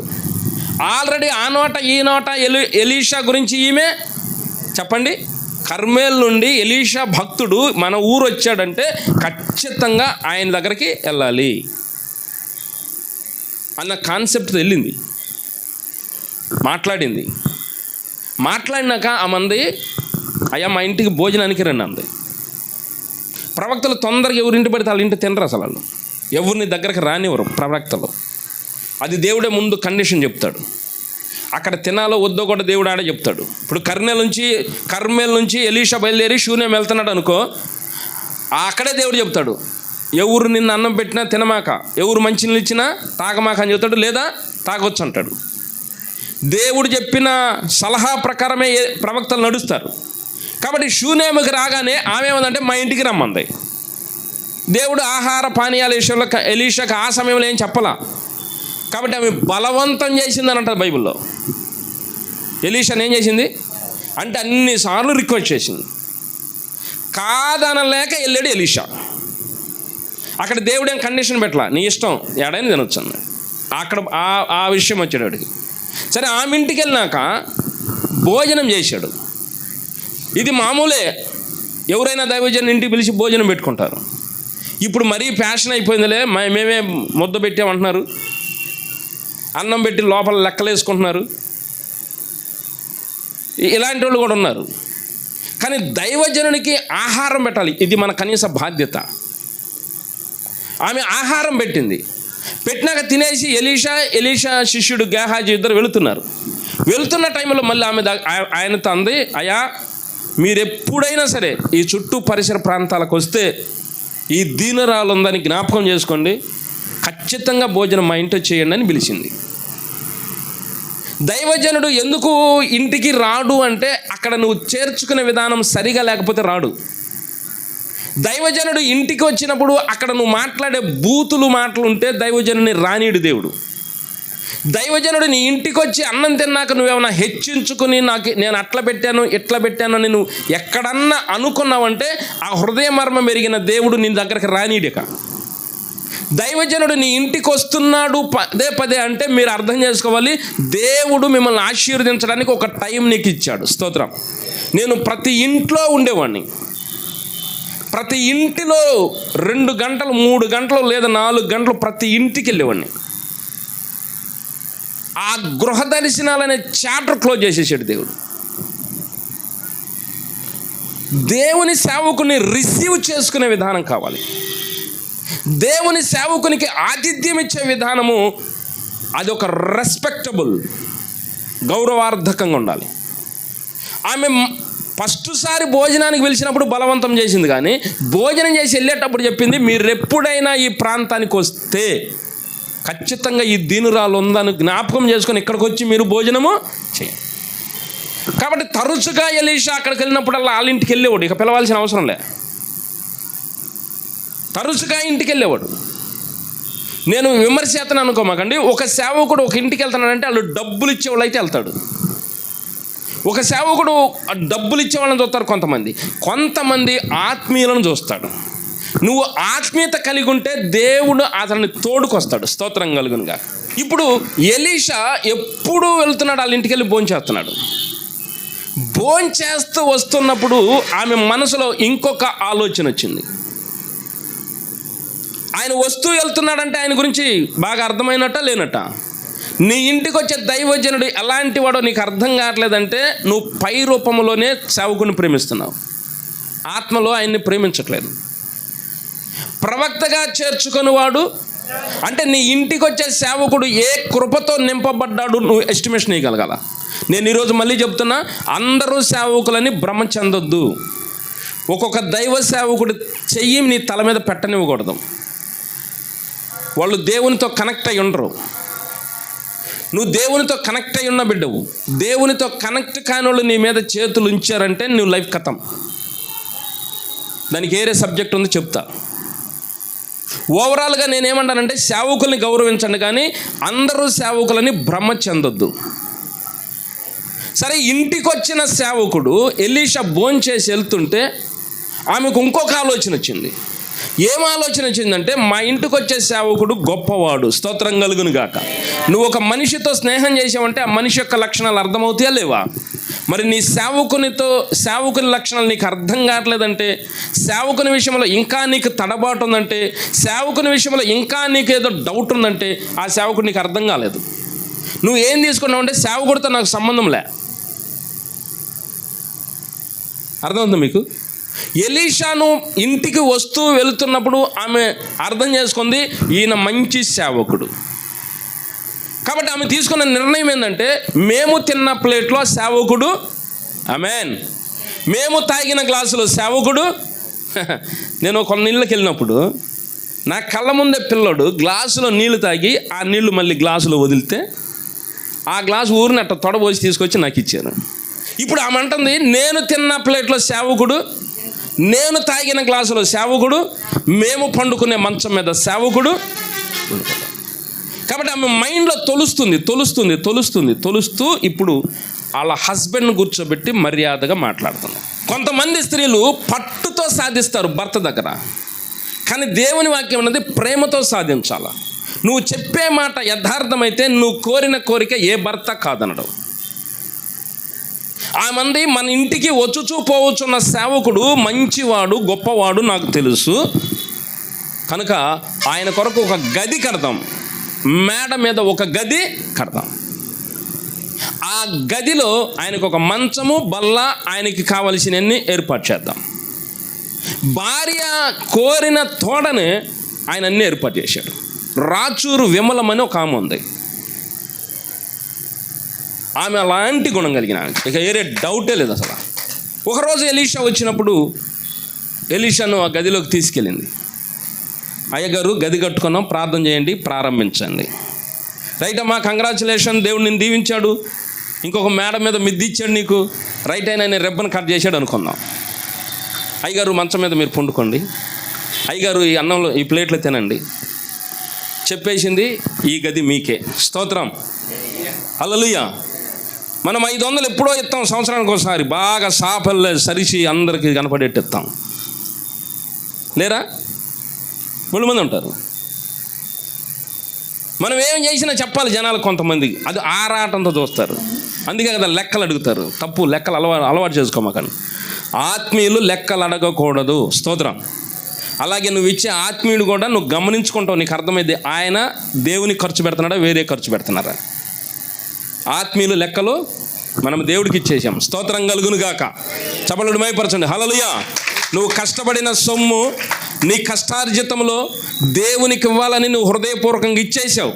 ఆ డబ్బు దేనికి వాడినా నీ దీవెన నీకు దేవుడు ఇచ్చేస్తాడు. నీ హృదయ మర్మములు ఎరిగిన దేవుడు, నువ్వు హృదయపూర్వకంగా దేవుడికి ఇస్తున్నావు కాబట్టి దేవుడు ఆ రోజు బ్లెస్ చేస్తాడు. అది ఏదో ఒక రోజు నీకు ఉపయోగపడిద్ది. ఆ మంది ఈ గది నీకే. నువ్వు ఎప్పుడైనా వచ్చి గది తాళం నీ దగ్గరే ఉంటుంది, నువ్వు పండుకో. నాకు గది తాళం నాది కాదు, నీ దగ్గరే. ఎంత అద్భుతమండి, ఎంత అద్భుతమైన నిర్ణయాలు, ఎంత చక్కని నిర్ణయాలు. ఇన్ని చేసినాక ఎలీషాకి డౌట్ కొట్టింది. మనం అంటాం కదా, ఏంది రైడు కాకా పడుతున్నాడు మనల్ని, మన నుండి ఏంది ఆశిస్తున్నాడు.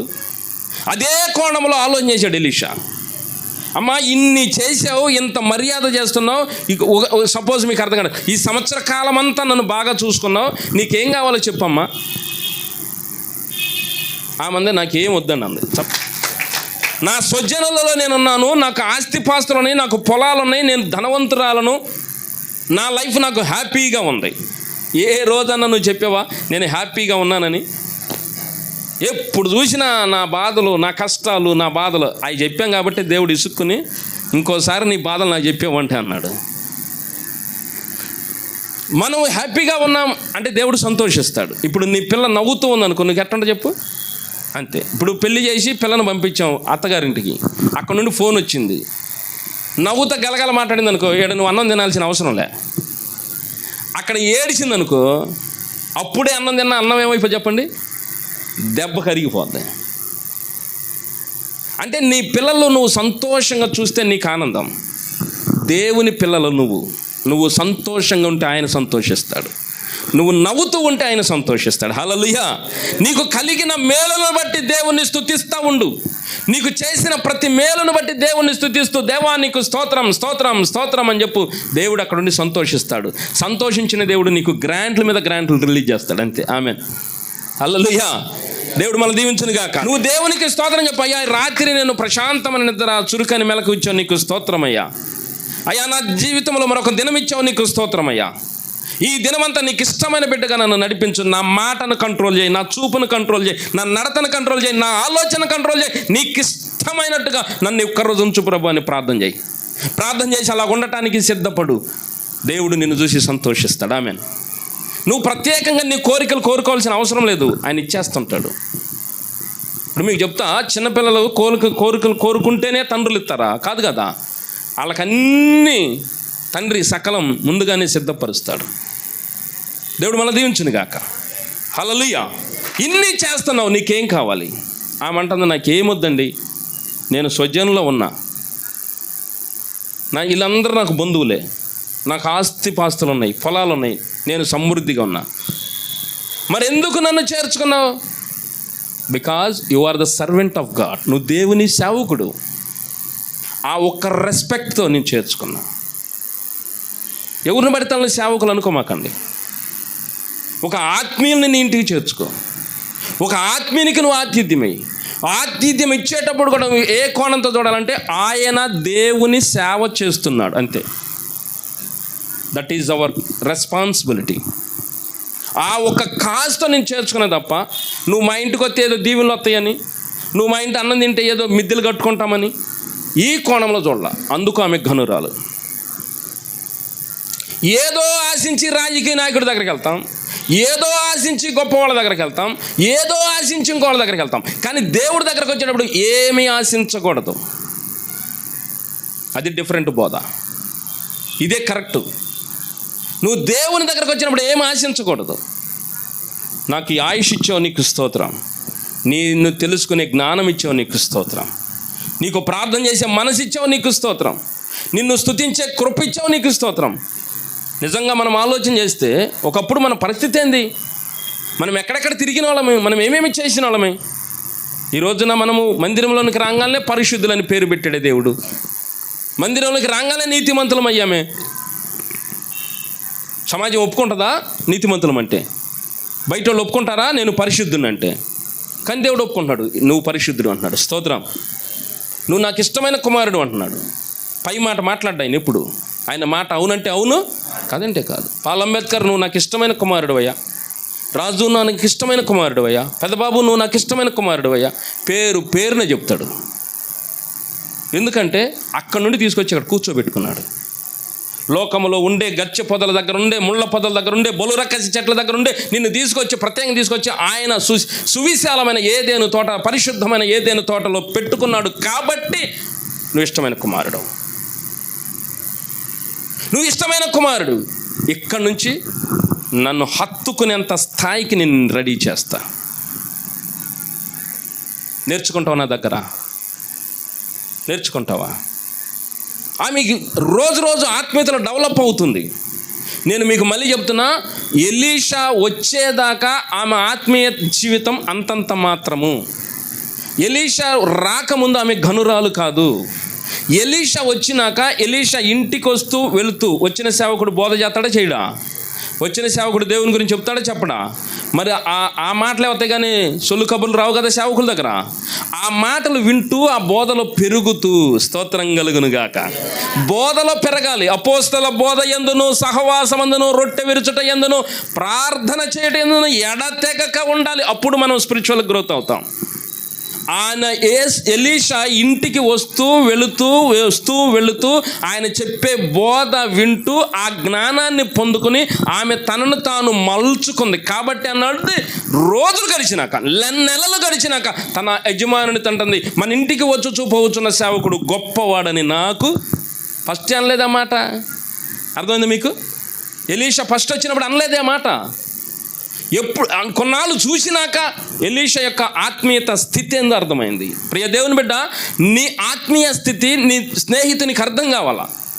నీ స్నేహితుని ఆత్మీయ స్థితి నీకు అర్థం కావాలా? దానియేలు, షడ్రకు, మేషకు, అబేద్నెగోలు నలుగురే కింగులు ఆత్మీయతలో, శిఖరములోళ్ళు. ఎవరు తీసిన వాళ్ళు కాదు, ఎవరిని తక్కువ చేయడానికి లేదు. అంత స్పిరిచువల్గా మన లైఫ్ కట్టుకోవాలి, అంత స్పిరిచువాలిటీ మనలో ఉట్టిపడాలి.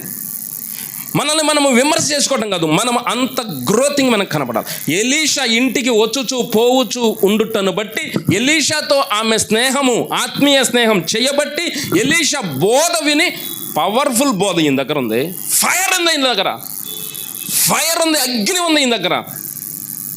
తీక్షణంగా చూసి అంటుంది, ఈయన మంచి సేవకుడు. స్తోత్రం. నువ్వు ఒక సేవకుడిని అట్లా కనుక్కున్నావా? విమర్శ చేయకూడదు, తక్కెట్లో పెట్టకూడదు, కానీ స్పిరిచువాలిటీ మనకు అర్థమైంది కదా. ఈయన స్పిరిచువల్ పర్సన్, ఈయన మాట్లాడితే ఫైర్ ఉంటుంది, ఈయనుంటే దేవుని అగ్ని మండుతుంది, ఈయనుంటే దేవుడు ఉన్నాడు అన్న అనుభూతి నాకు కలుగుతుంది అన్న పరిస్థితి నీకుందా? అలా డెవలప్ అయింది, అలా గ్రోత్ అయింది ఆత్మీయతలో. ప్రియ దేవుని బిడ్డ, నేనేమన్నానంటే, ఎలీషాతో ఆమె ఆత్మీయ స్నేహం చేసినప్పటి నుంచి ఆమె ఆత్మీయ జీవితం ప్రభావితం చెందింది, ఆమె ఆత్మీయ జీవితం డెవలప్ అయింది. అది ఏదేను తోట యొక్క స్పెషల్, అది ఆత్మీయ జీవితం. ఎలీషా ఎక్కడ ఉందంటే కర్మేలు పర్వతం. కర్మేలు అనేది ఆత్మీయతలో ఉన్నతమైన స్థాయి. ఆయనతో సాంగత్యం, ఆత్మీయ సాంగత్యం, ద బ్యూటిఫుల్ స్పిరిచువల్ లైఫ్. ఇప్పుడు అంటుంది ఆయన సెపరేటు, మనం సెపరేట్.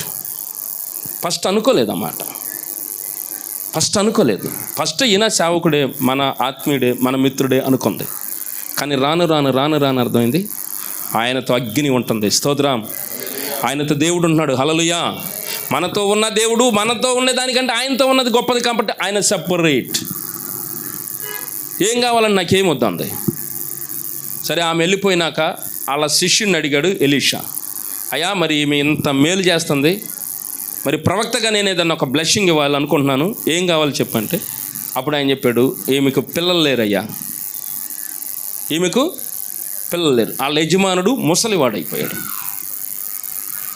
అంతేనా? ఎంత సింపుల్గా, అంతేనా? స్తోత్రం. సేవకుని మనం డిస్టర్బ్ చేయకూడదు. బాగా గుర్తుపెట్టుకోండి. ఒక స్పిరిచువాలిటీ ఉన్న సేవకుని మనం డిస్టర్బ్ చేయకూడదు. డిస్టర్బ్ చేయకపోతే ఒక్క మాటతో నీకు బ్లెస్సింగ్స్ వచ్చేస్తాయి. ఒక మాట చాలు, సింగిల్ వర్డ్.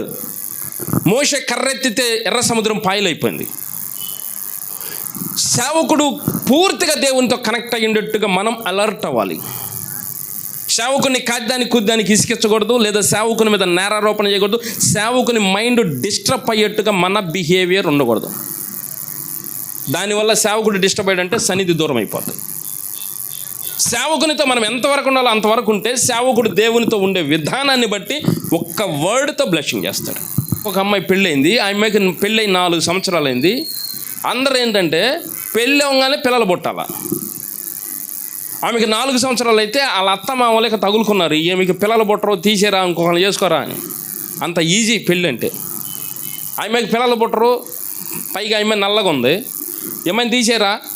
మగోడు ఎంత నల్లగానే ఉండొచ్చు, ఆడపిల్ల మాత్రం నల్లగా ఉండకూడదు. తీసేరా అని రోజు సతాయిస్తున్నారంట. నేను వెళ్తే గృహ దర్శనం చేద్దామన్నాడు ఆ పాస్టర్ గారు. తిరుగుతుంటే అక్కడ పక్కన ఒక ఆమె చెప్పి, అయ్యా అమ్మాయి పరిస్థితి బాగాలేదు అయ్యా, అమ్మాయి కోసం ప్రార్థన చేయాలి అంటే ఏమంటే ఇట్లా అన్నీ చెప్పారు. ఇక ఆ అమ్మాయి ఏం చేసిందంటే, అవన్నీ తర్వాత లై గారు ముందు భోంచేయండి అంది. ఆమె పెట్టిన అన్నము నేను సేవకుని ఇద్దరం, ఆయనది సేవ నాది కాదు, ఇద్దరం కలిసి భోంచేసాం. చేసేట బయటకు వస్తుంటే గడప కడక రాగానే దేవుడు నా నోట పెట్టాడు, మీదటి ఋతువుకి నీ కౌగిట్టు మగబెట్టి ఉంటాడు అన్నాను. చెప్పి వచ్చేసా. నా వచ్చిన పాస్టర్ అన్నాడు, ఏంది నువ్వేమన్నా ప్రవక్త అనుకుంటున్నావు ఏంది, అసలు ఏమాత్రం డౌట్ లేకుండా అటు చెప్పేసేవింది, ఒకవేళ జరగకపోతే నీకేమో నువ్వు వెళ్ళిపోతావు, నేను ఇక్కడ ఉండేది, ఎవడిని నువ్వు తీసుకొచ్చింది, ఆడేంది ఈ మాట చెప్పాడు అని అంటారు. ఏంది ఈ మాట చెప్పామన్నాడు. 4 రోజులు సతాయిచ్చాడు నన్ను ఆ మాట అన్నందుకు. 4వ నెలలో కన్ఫర్మ్ అయింది. స్తోత్రం కలుగునుగా. అలా ఎంతమందిని దేవుడు దీవిస్తాడు. నిన్నైనా దేవుడు బ్లెస్ చేస్తాడు. ఎలీషా ఒకే ఒక మాట, మీదటి ఋతువుకు నీ కౌగిట మగబిడ్డ. ఆ మంది నాతో అబద్ధం ఆడొద్దు అంది. నాతో నువ్వు అబద్ధం ఆడొద్దు అంటే ఆమె ఎంత విసుగు చెంది ఉంటుందో చూడండి. ఎంతకాలము దేవుడు సంతానం ఇస్తాడని ఎదురు చూసి నిరాశ చెంది, ఏమండి ఆమె ఆశలన్నీ అడియాశలు అయిపోయి ఉంటాయి. ఇప్పుడు గర్భం లేని వాళ్ళు నెల చెక్ చేసుకున్నట్టు ఆమె కూడా అదే పరిస్థితి దాటుకుంటూ వచ్చింది. ఈ సంవత్సరం ఇస్తాడు, ఈ సంవత్సరం ఇస్తాడు, ఈ సంవత్సరం ఇస్తాడు. అందుకే ఎలీషా మీదటి ఋతువుకు నువ్వు మగబిడ్డ ఉంటాడంటే నాతో నువ్వు అబద్ధం ఆడొద్దు అంటాను. ఎలీషా నేను అబద్ధం ఆడతానేంది, నువ్వు అబద్ధం ఆడతావని నేను అన్నానయ్యా. అంతకుముందు అంత దెబ్బలు తిని ఉండా, నేను అంత ఆశపడి ఎదురు చూసా, పొందుకోలేకపోయా. నువ్వు చెబుతున్న మాట నువ్వు గొప్ప సేవకుడు అని తెలుసు, కానీ ఆ మాట నమ్మే స్థితిలో నేను లేను. అయినా సరే మీదటితో మగబిడ్డ ఇచ్చేస్తాడు పో. స్తోత్రం కలుగునుగా. మగబిడ్డను పొందుకుంది. కరెక్ట్గా సంవత్సరానికి మగబిడ్డ పుట్టేశాడు. మగబిడ్డ చక్కగా ఎదిగాడు, పాలు ఇడిచాడు, పరుగులు తెస్తున్నాడు. కొద్దిగా గొప్ప వయసుకు వచ్చాడు. అంటే ఒక 9-10 సంవత్సరాల ఈడు వచ్చింది. వాళ్ళ నాన్నతో కలిసి పొలంకి పనికి వెళ్తున్నాడు. వాళ్ళ నాన్నతో కలిసి పొలంలో పనికి వెళ్తున్నాడు. తరచుగా పనికి వెళ్తున్నాడు. ఒకరోజు మాత్రం ఆయనకి తలనొప్పి వచ్చేసింది. ఆ పిల్లోడికి పొలం వెళ్తే తలనొప్పి వచ్చింది. ఆ పొలంలో అల్లాడిపోయాడు. నా తలబోతుంది, నా తలబోతుంది, నా తలబోతుంది, నా తలబోతుంది అని ఏడుస్తున్నాడు. వాళ్ళ నాన్న చేయాల్సిన ప్రయోగాలని చేస్తారు కదా, నీళ్ళు పోయటమో, నీళ్ళు తాగటమో, మొహం కడిగటమో, కచ్చి కూర్చోరా, ఏం కాదు సల్లటకాయలను కూర్చోవడం, ఎన్ని చేసినా తలనొప్పి తగ్గల. ఇక వాళ్ళ నాన్న అన్నాడు, రే ఇక్కడ ఉంటే తగ్గదులేని పనివాడిని పిలిచి వాళ్ళ అమ్మ దగ్గర పంపించాడు, ఇంటికి పంపించాడు. వాళ్ళమ్మ పిల్లోని చక్కగా తొడమే పండబెట్టుకుని లాలి పాటలు పాడతా చక్కగా తల మీద చేసి మనసులో కూడా ప్రార్థన చేయకుండా ఉంటారు కదా, ప్రార్థన చేస్తూ చాలా తిప్పలు పడితే చాలాసేపటికి చచ్చిపోయాడు. ఇచ్చినట్టే ఇచ్చి పిల్లని చూసుకున్నాడు దేవుడు. మనమైతే ఈడిచి అవతల పడేసి అసలు ఎవడు అడిగాడు నిన్ను ఏమని, ఇచ్చినట్టు ఇచ్చి తీసుకోవటం నువ్వెందుకు అని నానా రకాలుగా తిడతాం. ఇప్పుడు మనం పడే బాధలు ఎందుకు వచ్చినాయో మనకు తెలియదు. ఒక మాట చెప్తాం, మనం పడే బాధలు ఎందుకు వచ్చినాయో మనకు తెలియదు. కానీ మనం ఏమంటాం, దేవా నువ్వు నన్ను ఎందుకు అయ్యా ఎంత పరీక్ష పెడుతున్నావా, నన్ను ఎందుకు అయ్యా ఎంత శోధిస్తున్నావా, మనం చేసిన తప్పులకి మనం పడుతున్నామని తెలియదు మనకి. కానీ ఆమె ఏం చేసిందంటే అక్కడ పెట్టేసి ఆ పిల్లోని తీసుకెళ్ళి ఆ సేవకుడి మంచం మీద పండబెట్టి పరుగున కర్మేలుకి వెళ్ళిపోయింది సేవకుడి దగ్గరికి. కర్మేలులో ఉన్న ఎలీషా దగ్గరకు పరిగెత్తుకెళ్ళింది. ఎలీషాకి విషయం తెలిసినాక ఎలీషా వచ్చి ఆ బాబుకు ప్రార్థన చేసి బాబు బతికాడు. ఆమేన్. నేనేమన్నానంటే తగిన సమయం ముందు నిన్ను హెచ్చిస్తాడంటే ఆయన హెచ్చించే విధానం ఎట్టుంటుందో చూడండి. ఒకటి భౌతికంగా నిన్ను హెచ్చిస్తాడు, రెండు ఆత్మీయంగా నిన్ను హెచ్చిస్తాడు. నువ్వు హెచ్చించబడుతున్నావు అనేది ఎక్కడ కనపడింది అంటే స్పిరిచువాలిటీలో కనపడిద్ది. నీలో ఉన్న నిగ్రహ శక్తి కనపడిద్ది, నీ నోటికి తాళం పడే విధానం కనపడిద్ది, నీ మనసుకు కళ్ళెం పడే విధానం కనపడుతుంది, నీ నడకలో మార్పు కనపడిద్ది, నీ ఆలోచనలో, నీ ఫ్రెండ్ సర్కిల్లో నువ్వు చేసే ప్రతి నడవడికలో మార్పులు కనపడుతుంది. ఇది హెచ్చించటం. నేను అందుకే శూన్యమీరాలు మొదట గనురాల తర్వాత గనురాల అని ప్రశ్న వేసింది. ఎలీషా వచ్చినప్పుడు గనురాలు కాదు, ఆమెకున్న ఆస్తిని బట్టి గనురాలుగా ఎంచదు దేవుని వాక్యం, ఆమెకున్న బుద్ధిని బట్టి గనురాలుగా ఎంచదు దేవుని వాక్యం. దేవుని వాక్యము గనురాలు ఎప్పుడు ఎంచిద్దంటే దేవునితో నడిచే కొలది. స్తోత్రం. దేవునిలో నడుస్తూ అభివృద్ధి అయ్యే కొలది నువ్వు గనురాలు అవుతావు. అలా పెరుగుతూ ఇప్పుడు పిల్లోని బతికించుకుంది. ఊరు వాడ మారు మోగిద్దా మోగదా పేరు. చచ్చిపోయిన పిల్లోడు బతకటం అంటే స్తోత్రం చెప్పండి. హల్లెలూయా. మారు మోగిపోయింది ఆమె పేరు. ఇక్కడ మీకు చెప్తున్నా, సేవకుని ఘనపరిచినప్పుడు నిన్ను కూడా ఘనపరుస్తాడు దేవుడు. సేవకుని పేరు ఎక్కువ అవుతుందంటే సంఘం పేరు కూడా హెచ్చిస్తాడు, నీ పేరు కూడా హెచ్చిస్తాడు. దశమ భాగాలు తీసుకుని సేవకుడు గొప్పడవుతున్నాడు కాదు. దశమ భాగాలు తీసుకున్నట్టే సేవకుని ఆశీర్వదించినట్టే నిన్ను అంతకంత ఆశీర్వదిస్తాడు. తీసుకున్నవాడినే దేవుడు ఆశీర్వదిస్తే ఇచ్చినోడిని ఇంకెంత ఆశీర్వదిస్తాడు. దేవుడు అన్యాయస్తుడు కాదు కదా. మన స్థితులన్నీ మార్చేస్తాడు. మీరు కావాలంటే ఇక్కడికి వచ్చిన మీరు అందరు జ్ఞాపకం చేసుకోండి. దేవుని మందిరంలోనికి రాకముందు మీ ఇంటి పరిస్థితులు, మీ చుట్టూ పరిస్థితులు, మీ పరిస్థితులు, దేవుని మందిరంలోకి వచ్చినాక మీ పరిస్థితులు ఎలా క్రమంగా మార్చాడో చూడండి. కారణం ఇది ఆయన స్థలం, ఇక్కడ ఆయన ఉన్నాడు. ఇక్కడికి నువ్వు వచ్చింది ఎందుకంటే ఆయన మీద ప్రేమతో వచ్చావు, ఆయన కావాలని ఆశతో వచ్చావు. ఆ మనసు దేవుడికి నచ్చింది కాబట్టి నీ ఇంటికాడ పని చేయటం ప్రారంభించాడు. స్తోత్రం. నీకు సంబంధించిన పనులు ప్రారంభించాడు. అవి క్రమంగా జరుగుతూ వస్తాయి, క్రమంగా పెరుగుతూ వస్తాయి. పిల్లడు బతికించుకున్న కొన్నాళ్ళకి ఎలీషాకు దేవుడు ఒక వాక్ ఇచ్చాడు, ఈ దేశంలో కరువు రాబోతుందని. ఎలీషా ప్రార్థన చేసుకున్నట్టు ఒకరోజు దేవుడు వాక్ ఇచ్చాడు, 7 సంవత్సరాలు ఈ దేశంలో కరువు రాబోతుంది. ఎవరు చెప్పాలి ముందు? ఎలీషా. ఎవరిని అలర్ట్ చేయాలి?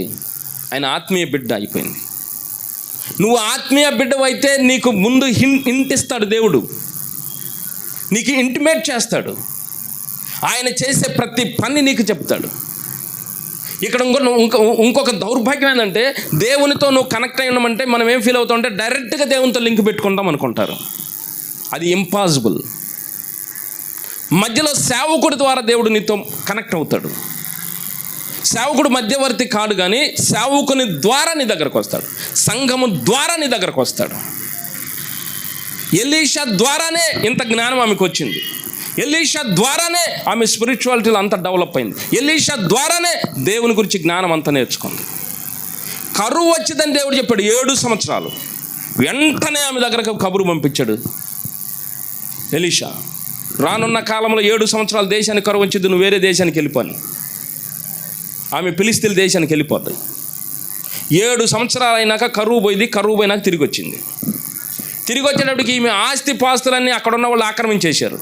సందు దొరికితే చాలు దూరిపోతారు సరిహద్దుల్లోకి జనం. ఏమండి, సరిహద్దు రాళ్ళు బీకయ్యా, అదొక సమస్య కొంతమందికి. ఈమె 7 సంవత్సరాలు లేదు కాబట్టి, ఈమె కుటుంబం లేదు కాబట్టి ఆమెకి సంబంధించిన ఆస్తి పాస్తులన్నీ ఆక్రమించేసుకున్నారు. రానిట్లా స్థలంలోకి. ఇక ఈమె ఏం చేసిందంటే రాజుగారికి చెప్పుకుందామని వెళ్ళింది.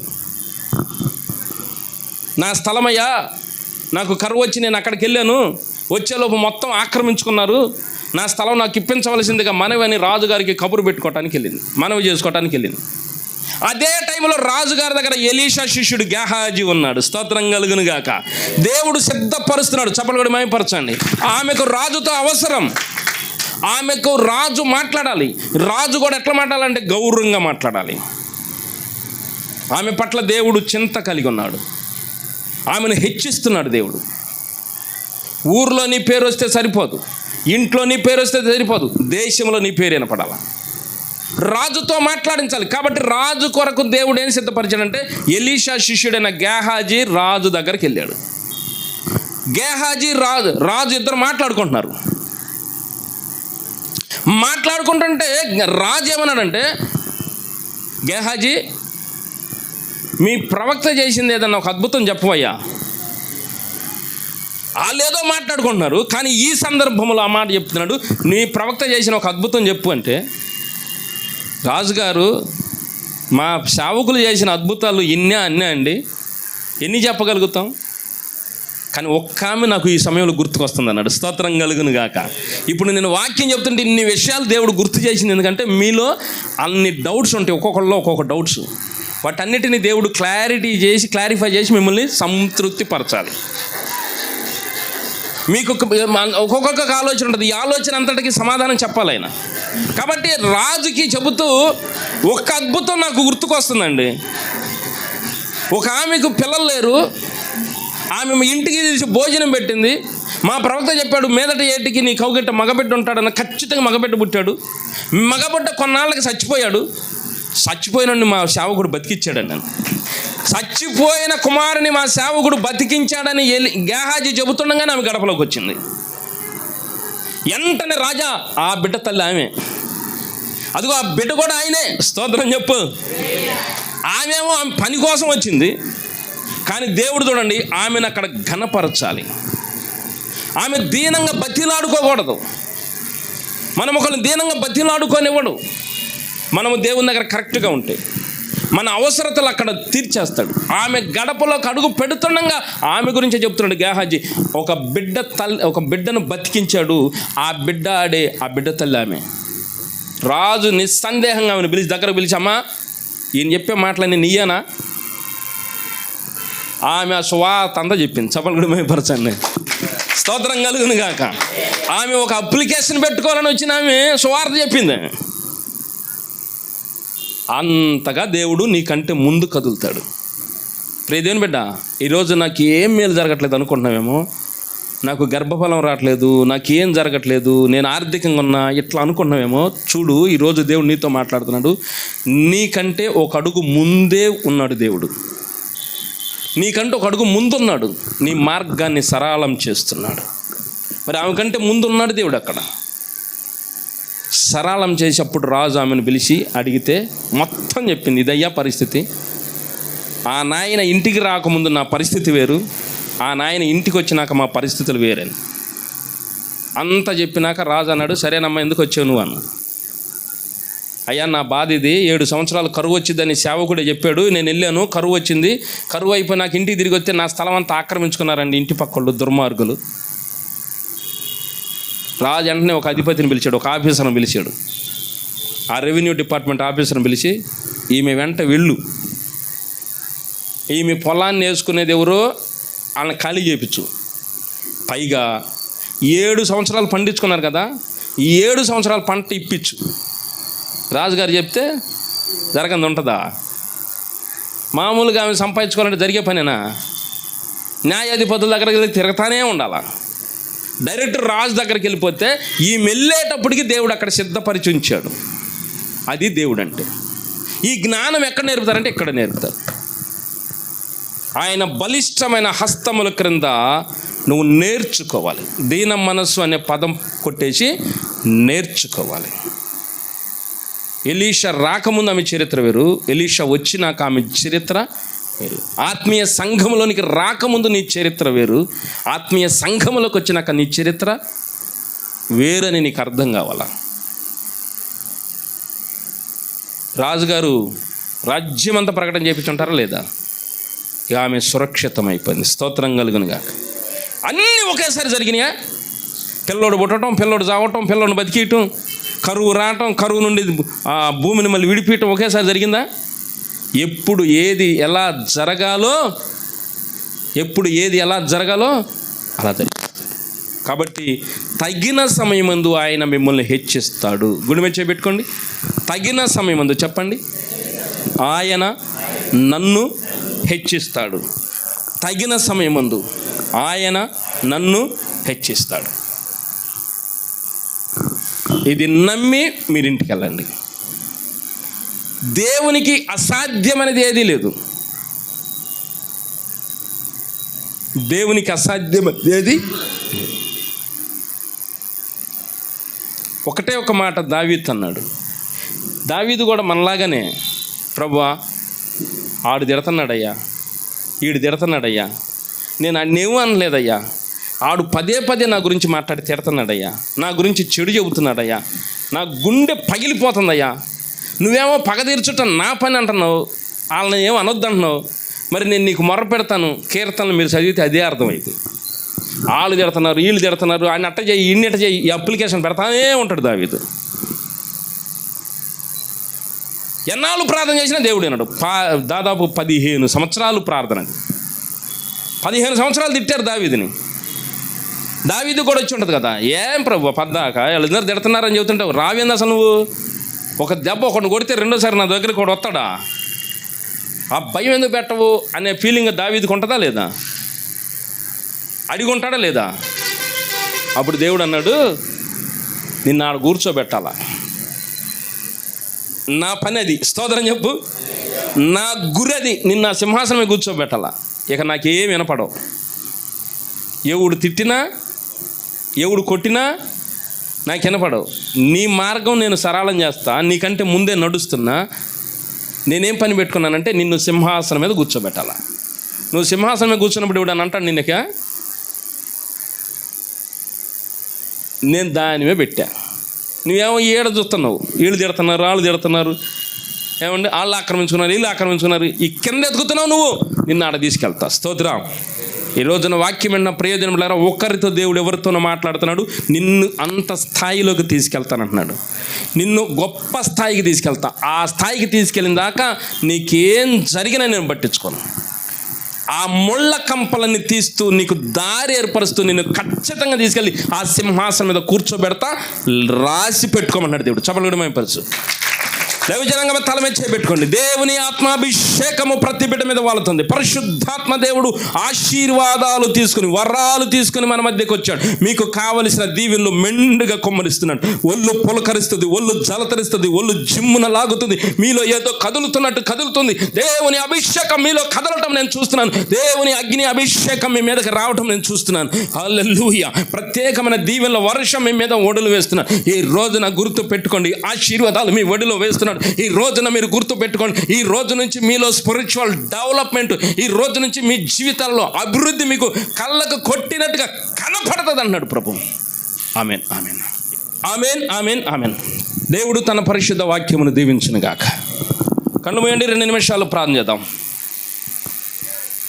పేతురు రాసిన మొదటి పత్రిక 5వ అధ్యాయం 4వ వచనం. దేవుడు తగిన సమయమందు మిమ్ములను హెచ్చించునట్లు ఆయన బలిష్టమైన చేతి క్రింద దీన మనస్కులై ఉండుడి. నేను చెబుతున్నా, ఆయన బలిష్టమైన చేతి క్రింద శిక్షణ పొందండి. కళ్ళు మూయండి, ప్రార్థన చేద్దాం. ఎందుకు ఏదేను తోట నీకు క్లారిటీ, ఎందుకు యెరూషలేము, ఎందుకు షారోను పొలం? ఎందుకు సంఘం? మీకు స్పష్టంగా అర్థమైంది అనుకుంటున్నాను. నిన్ను రెడీ చేసుకోవటానికే. నీ మీద ప్లాను నిన్ను రెడీ చేసుకుంటున్నాడు, నిన్ను రెడీ చేస్తున్నాడు, నిన్ను ఒక స్థాయిలో తీసుకెళ్ళాలంటున్నాడు. గుర్తుపెట్టుకో, విను దేవుని మాట. నిన్ను ఒక స్థాయిలో తీసుకెళ్ళాలనుకున్నాడు అంతే. నీ పట్ల ఆయనకు ఒక ప్లాన్ ఉంది. అక్కడికి తీసుకెళ్ళి కూర్చోపెట్టేదాకా దేవుడు నిన్ను కాపాడుతున్నాడు కాదు, దేవుడు నిన్ను శిక్షణ ఇస్తున్నాడు, నిన్ను రెడీ చేస్తున్నాడు.